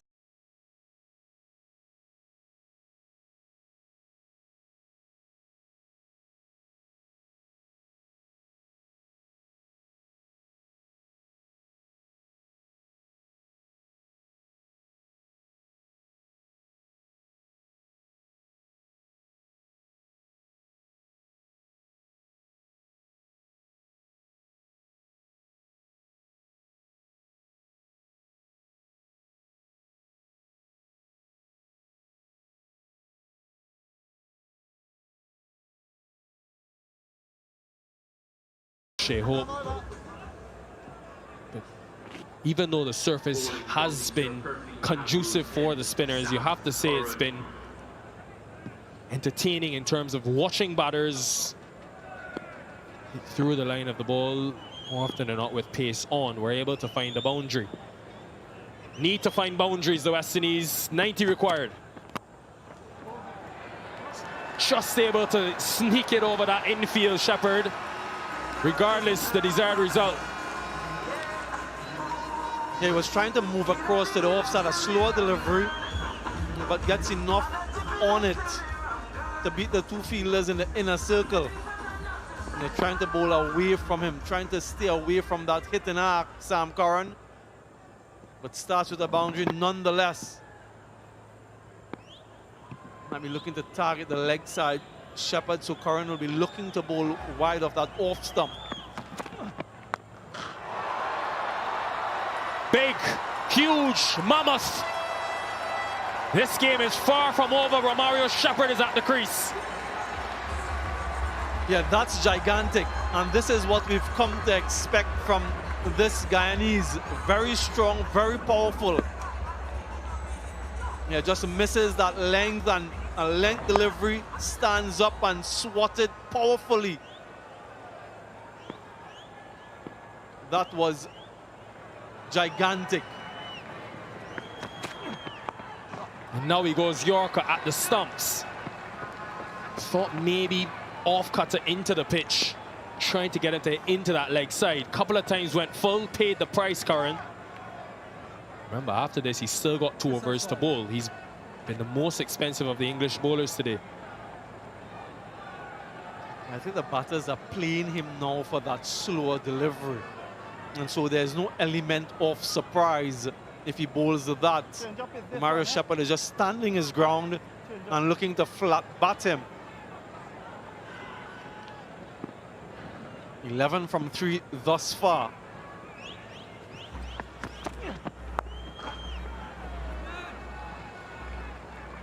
And one of the things we noticed when England batted, Nikhil, and when the spinners were in operation for the West Indies, were those sweeps and reverse sweeps. Haven't seen West Indian batters implement those types of strokes, and when you're confronted with surfaces like these, they're very useful strokes to deflect the ball, to get off the mark, and to keep that scoring rate up. Liam Livingstone, by no means a full-time bowler. He bowled his 10 overs, picked up 1 wicket for just 50 runs. Pace off. He's gone the distance again. This is the power of Shepherd. 250 comes up with that maximum. Yeah, and that's why I thought bowling the slower delivery, it's high risk. Romario Shepherd is batting for it. He's just waiting for it. And he knows too, once he gets any sort of height, it's going to sail away for 6. So has to rethink his plan, Sam Curran. Just wonder what Just Buttler is thinking, and how is he going to rotate his bowlers for these. Missed out. Definitely missed out there, Shepherd. Full toss, but nonetheless, 19 from the over, 30 from the last 2 is 255 for 5.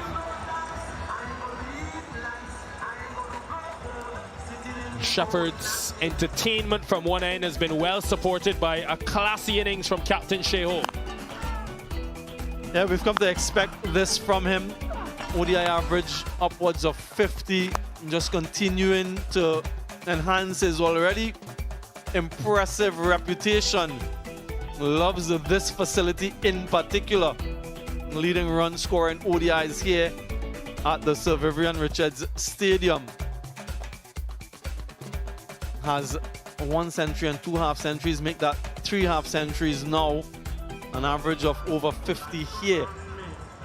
So he's very adept at these conditions and these strokes that he wants to play. Yeah, they also need some hydration.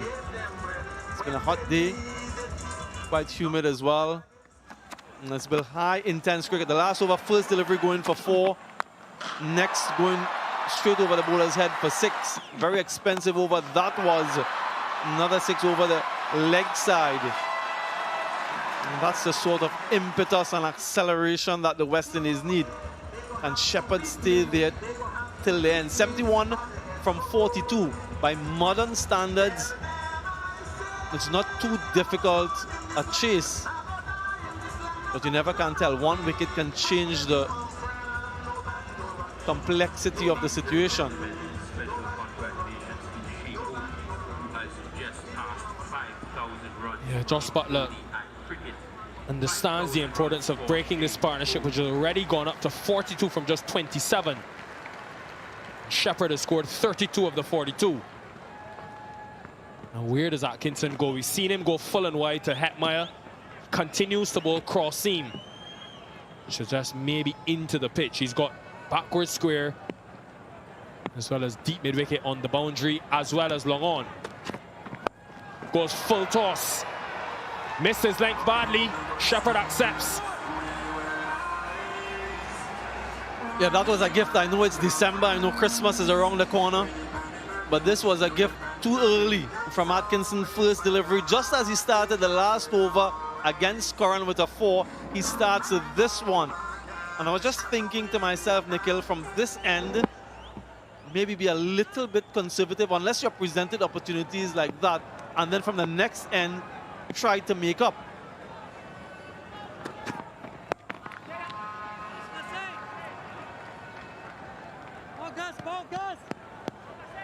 He scored 19 runs from the Sir Curtly Ambrose end. From the Sir Andy Roberts end, where Atkinson is operating now, protection in the DPS, but also hitting into the wind. So a little bit circumspect here. If you can get 6, 7, 8, maybe 10 runs and over because of the boundary with the first delivery, you take that, and then you look to capitalize from the other.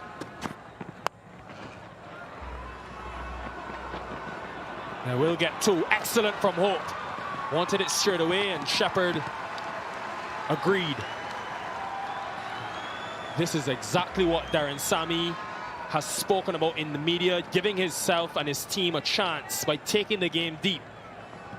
They're ahead of where England were, but remember, England got 51 runs off the last 5 overs.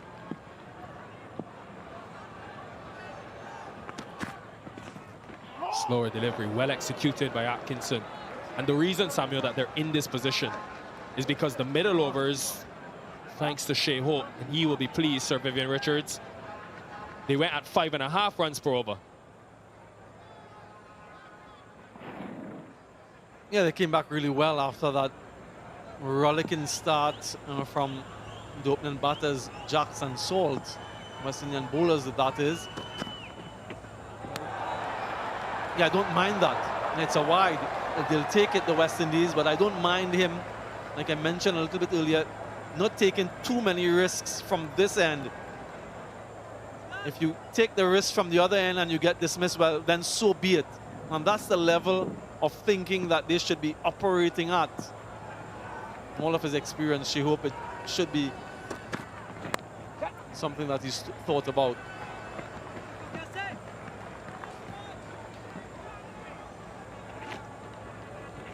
.50 partnership has come up between these two in just 32 deliveries. Shepherd has been a key contributor. It's smart from Hope as well, just realizing his importance as captain, set batter going into the last 10, continues to be so important in this format, modern day. Trying to go wide, too wide that time. But because he's been aware that Shepherd is, and we've all seen over the years, he's more than capable. Love the bant out there in the stands. Because he's been so destructive, Hope can just take his foot off the accelerator.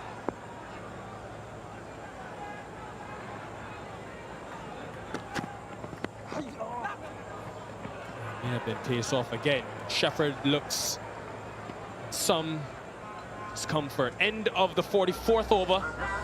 265 for 5. Ladies and gentlemen, in the previous over, the 50 partnership was reached between Shea Hope and Ramari Shepherd. 50 partnership coming off of 32 deliveries.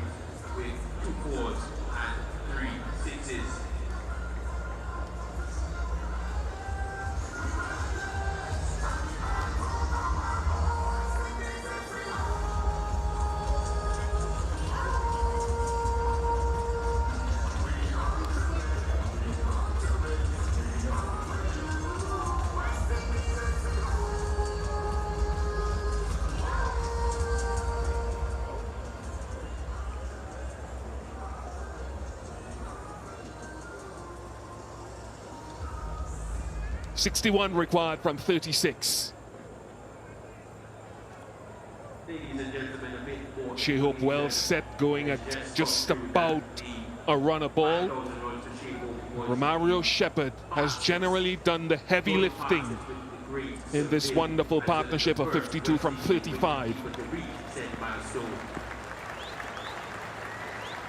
Sam Curran hasn't been at his best today when he looked to go across Shea Hope.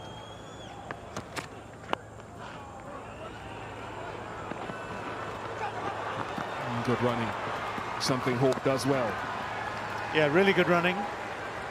And the pressure is on Sam Curran. If you look back over the last, say, I don't know, 12 months or so, he's lost a little bit of his way. So this is a real pressure situation. The World Cup wasn't a great experience for him for England. First match of this tour. And yes, the odds are still in England's favour, but the one thing they want to avoid now is another over like the previous one from Sam Curran.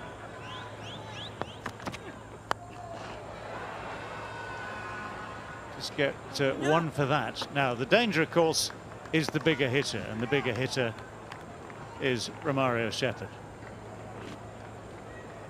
A moment ago, his strike rate was exactly 200. It's dipped to a relatively modest 189.47 now. But if he can find the boundary or can clear the boundaries a couple more times, that keeps this game really, really bubbling.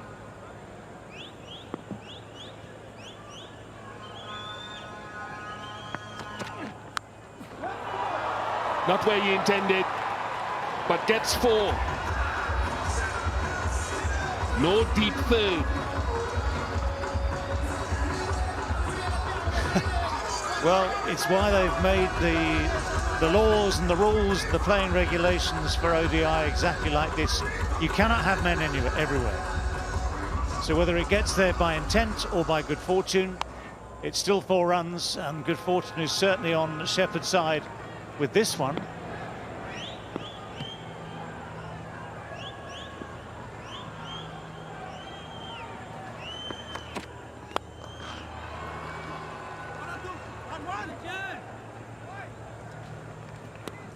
The one other option that he has with this angle, if he wants to go, particularly to Shepherd, not so much with Hope, he wants to go wide of off stump, perhaps could be to get the deep backward square leg up in the circle and push the deep third back and use 3 deep fielders left of your screen on that offside and force them to go across the line of your delivery. That's an option.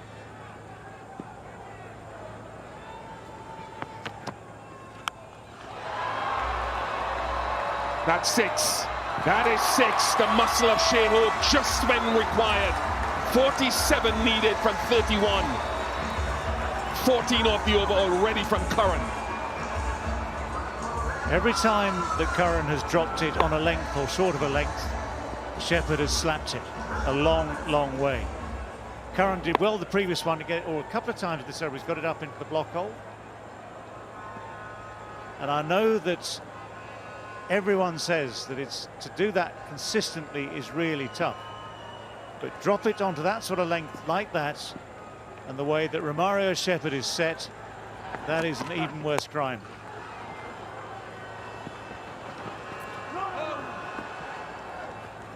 Almost came back for the second. Thought better of it. 280 for 5.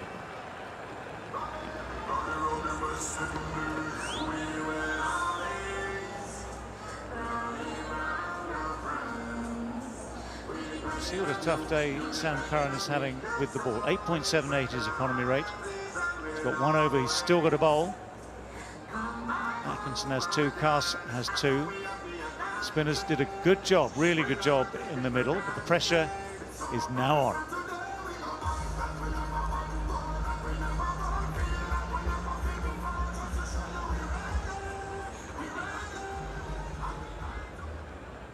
If it were a T20 game, 46 or 30 with 5 wickets in hand and 2 set batters, you'd say it favors the batting unit.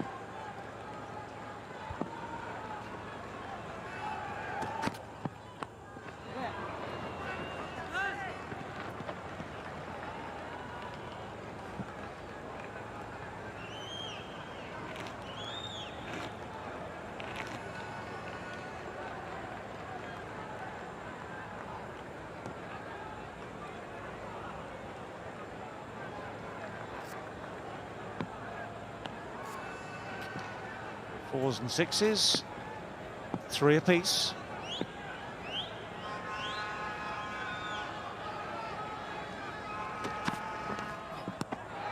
It's well bowled. Saw Shepherd just giving himself that little bit of space. It is so crucial, the timing of that move as a batsman. And then, of course, the bowler has maybe half a second or less to make up his mind what his response is going to be. On this particular occasion, it was the bowler winning. Atkinson spearing it wide.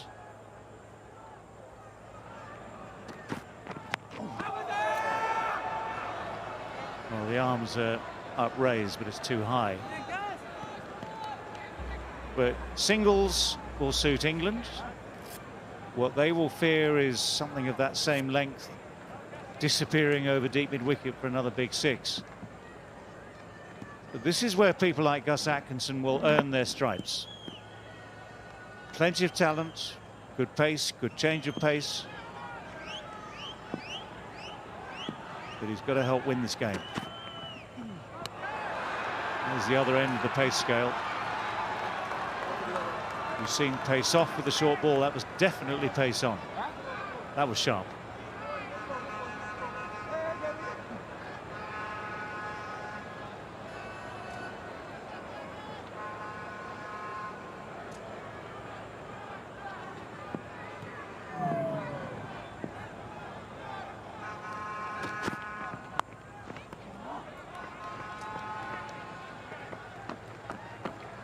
Challenge here for Jos Buttler. Bryden Cass has 2 overs left. He's gone relatively well. Atkinson has a solitary over after this. That's 3 of the 4, and then Sam Curran, of the bowlers who've bowled so far, still has 1 available.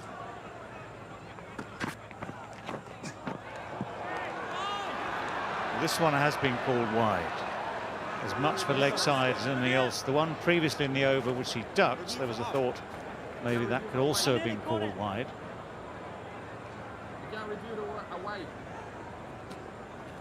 But here's a twist for you. Just when you thought this was a simple game, they're reviewing for a possible glove. So obviously, just to explain the obvious, if it's a glove, it could be out. And if it's a glove, it certainly ain't a wide, because he's made contact. Well, are they reviewing or are they not reviewing? Because the question has been asked. Umpires come together. Brathwaite and Brown.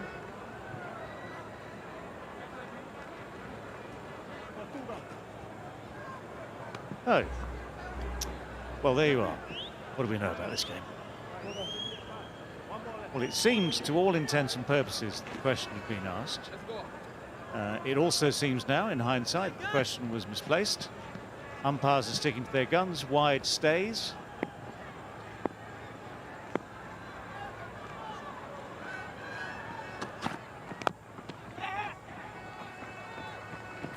I think half a mind of Buttler was on reviewing it, hoping that some way the wide would be rescinded. 285 for 5. That's a good over, actually. Just 5 off it.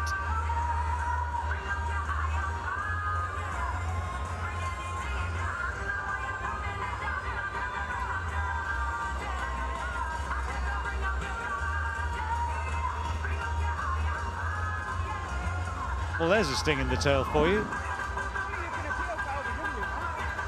The thing is, can you review a wide?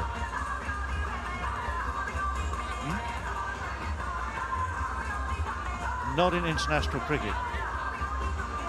Just to add to the confusion, for those of you that love the IPL, you can review a wide and a no ball in the IPL, but not in one-day international. So you can understand why things happened as they did there. You can understand why Jos Buttler was trying his hardest to say, look, can't be a wide, it's hit the glove. He's made contact.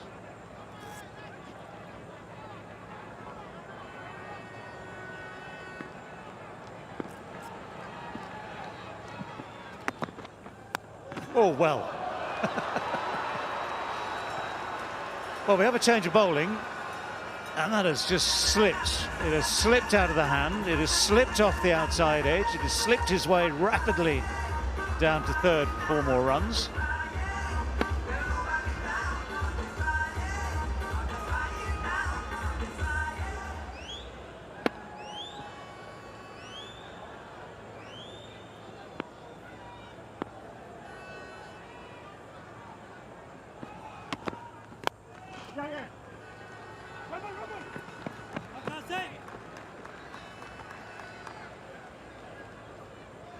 Well, the fields are set on the assumption that one is fine and that boundaries aren't.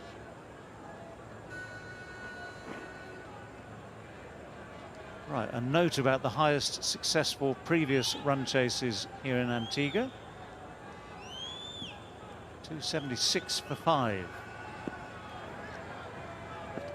was the most prolific of them. Well, it's a brave effort, but it is 4 more. Now, the full toss is not always a bad delivery at the end of a game like this, but delivered a width and a full toss at the same time presents an opportunity.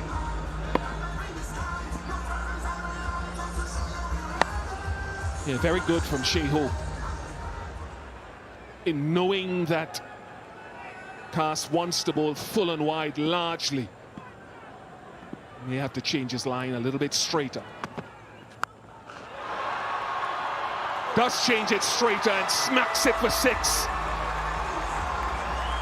This has every bit of another golden innings from Shea Hope, the captain of the West Indies. Beautifully struck. And the moment it left the bat, it was heading way, way, way over that boundary.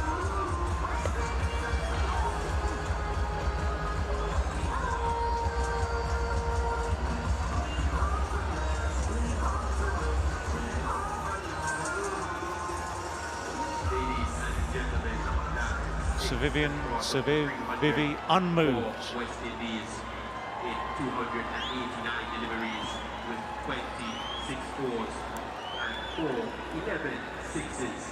300 for the West Indies. Magnificent way to bring up the 300. Started the over with a boundary and then they've built on it.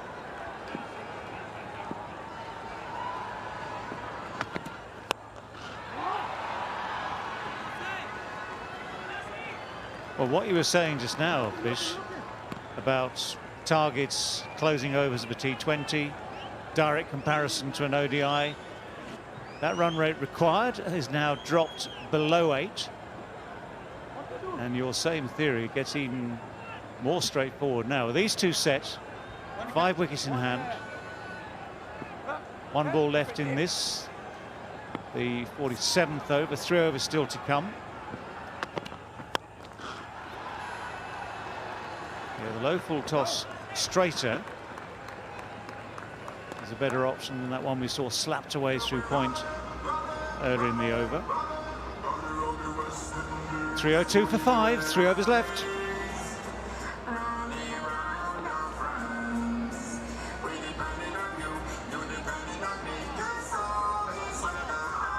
Well, the chase is the chase, however you do it, and the acceleration we've seen in this last 5 overs or so has been enough for that yellow West Indies worm to catch up with the red English worm. Whatever Sam Curran did with the bat at the end of that England innings, which was high quality and vital to the cause. These last few overs, including those from Sam Curran, have kept West Indies very much in the hunt.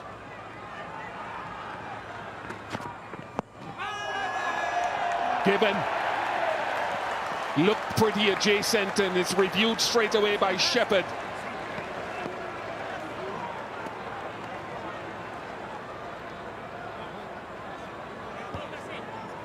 Third umpire to director. We have a player review for LBW. Original decision is out. It's a fair delivery. Front on spin vision piece.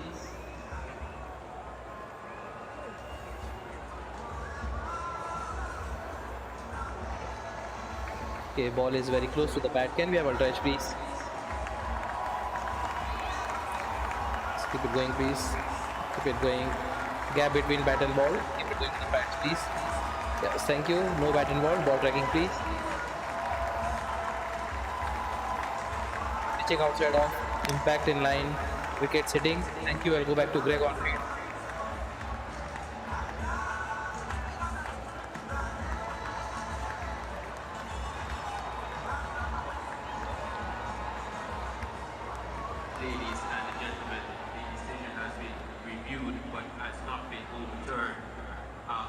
brutal innings too short. Well, that decision confirmed very, very easily. It looked very out at the time.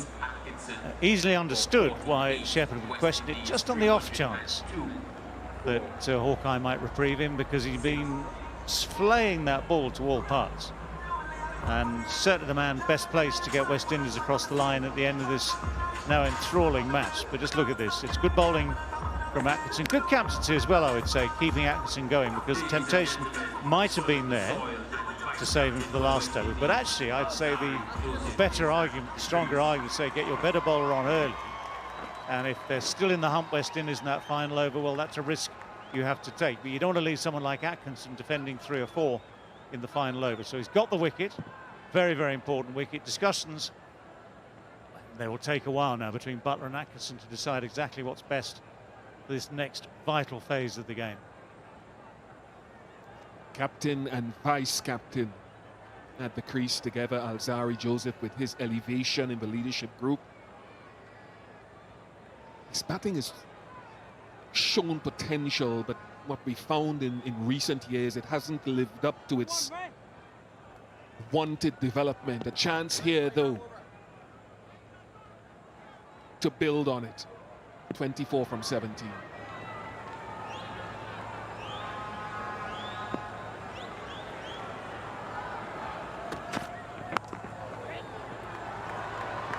Get Shea Hope on strike.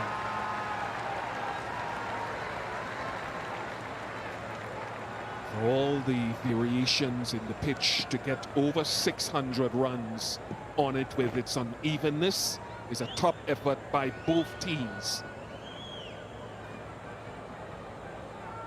So, you know, for that one delivery, I'd have liked Curran to be 5 yards closer, short extra cover. Got cover behind him at long off and on the cover boundary. Rather than getting Shea Hope back on strike, target the man who's just come in, for whom it's a tougher ask, for sure.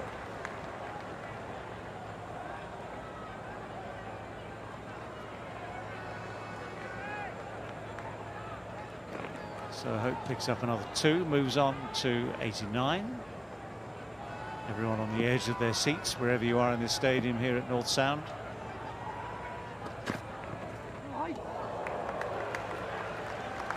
Again, that little unevenness of the surface that has reared its head every so often. Darren Sammy will think, whatever the outcome, his batters have done a very good job. They'll want to finish it. Athanaze was good. Brandon King got a start after a long layoff. Shea Hope on 87, 32 from Hetmeyer, 48 from Shepherd. Call is for 2. They should get it easily.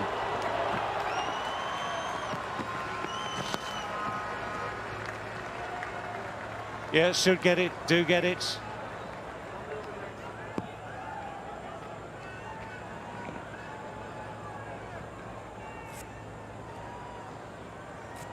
One ball left in this, the 48th over.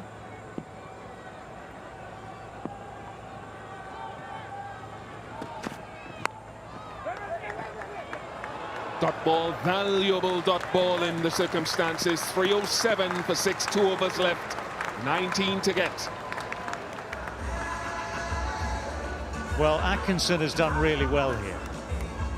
That over important to England's cause. They picked up an important wicket out of Shepherd. Kept the damage down to a basic minimum.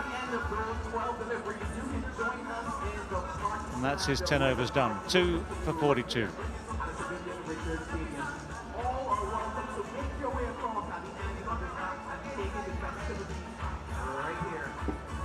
Sam Curran has 1 over left. It looks as though he'll be the man charged with over number 49. 79 runs, the most he's ever gone for in a one-day international.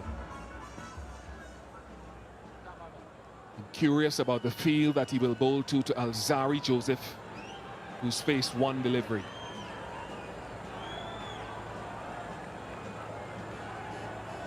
Three deep fielders leg side, so he's guarding that leg side.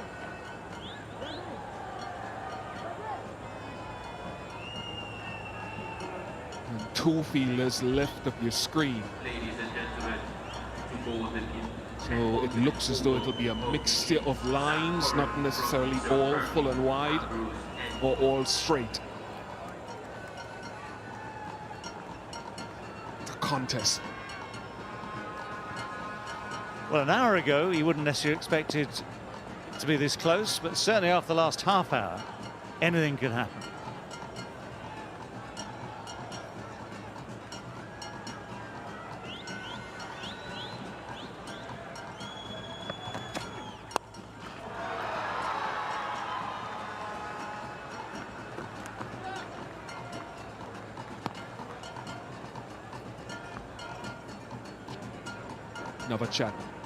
Another chat here to try to deny Shea Hope a boundary, which would be the key thing. And again, that deep square leg is still in position. They haven't brought him up to push back a deep third. Well, yeah, it's genuine pressure, especially if you're Sam Curran, and dare I say it, his confidence can't be at its absolute highest after the last few weeks and months, and with the situation as it stands in the last half hour as well. So full and straight gives him a chance. Any width can go anywhere. If it's back of a length, it can still go anywhere.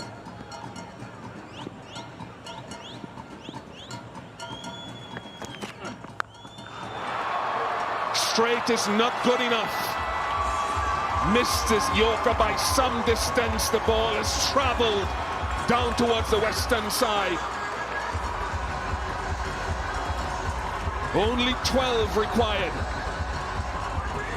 Yeah, I'm afraid there's full and there's two full, but this is some shot, I tell you. It's just a short arm jab, but beautifully timed.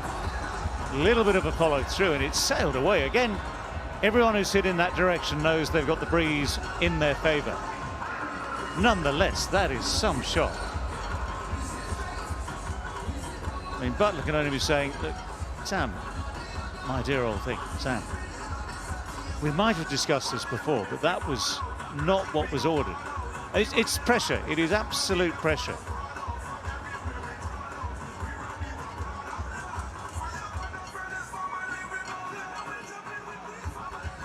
England is in ODI cricket never been his favourite opposition. Shea Hope just averaging 27 against them prior to this game. 97 though to him.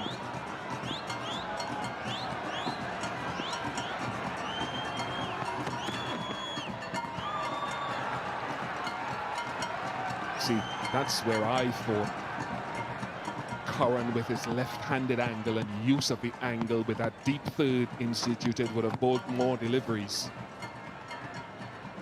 Yeah, he's got away with it. I mean, and you're absolutely right. If you're going to try that, then you've got to have that deep third, and you cannot get it from there to deep square.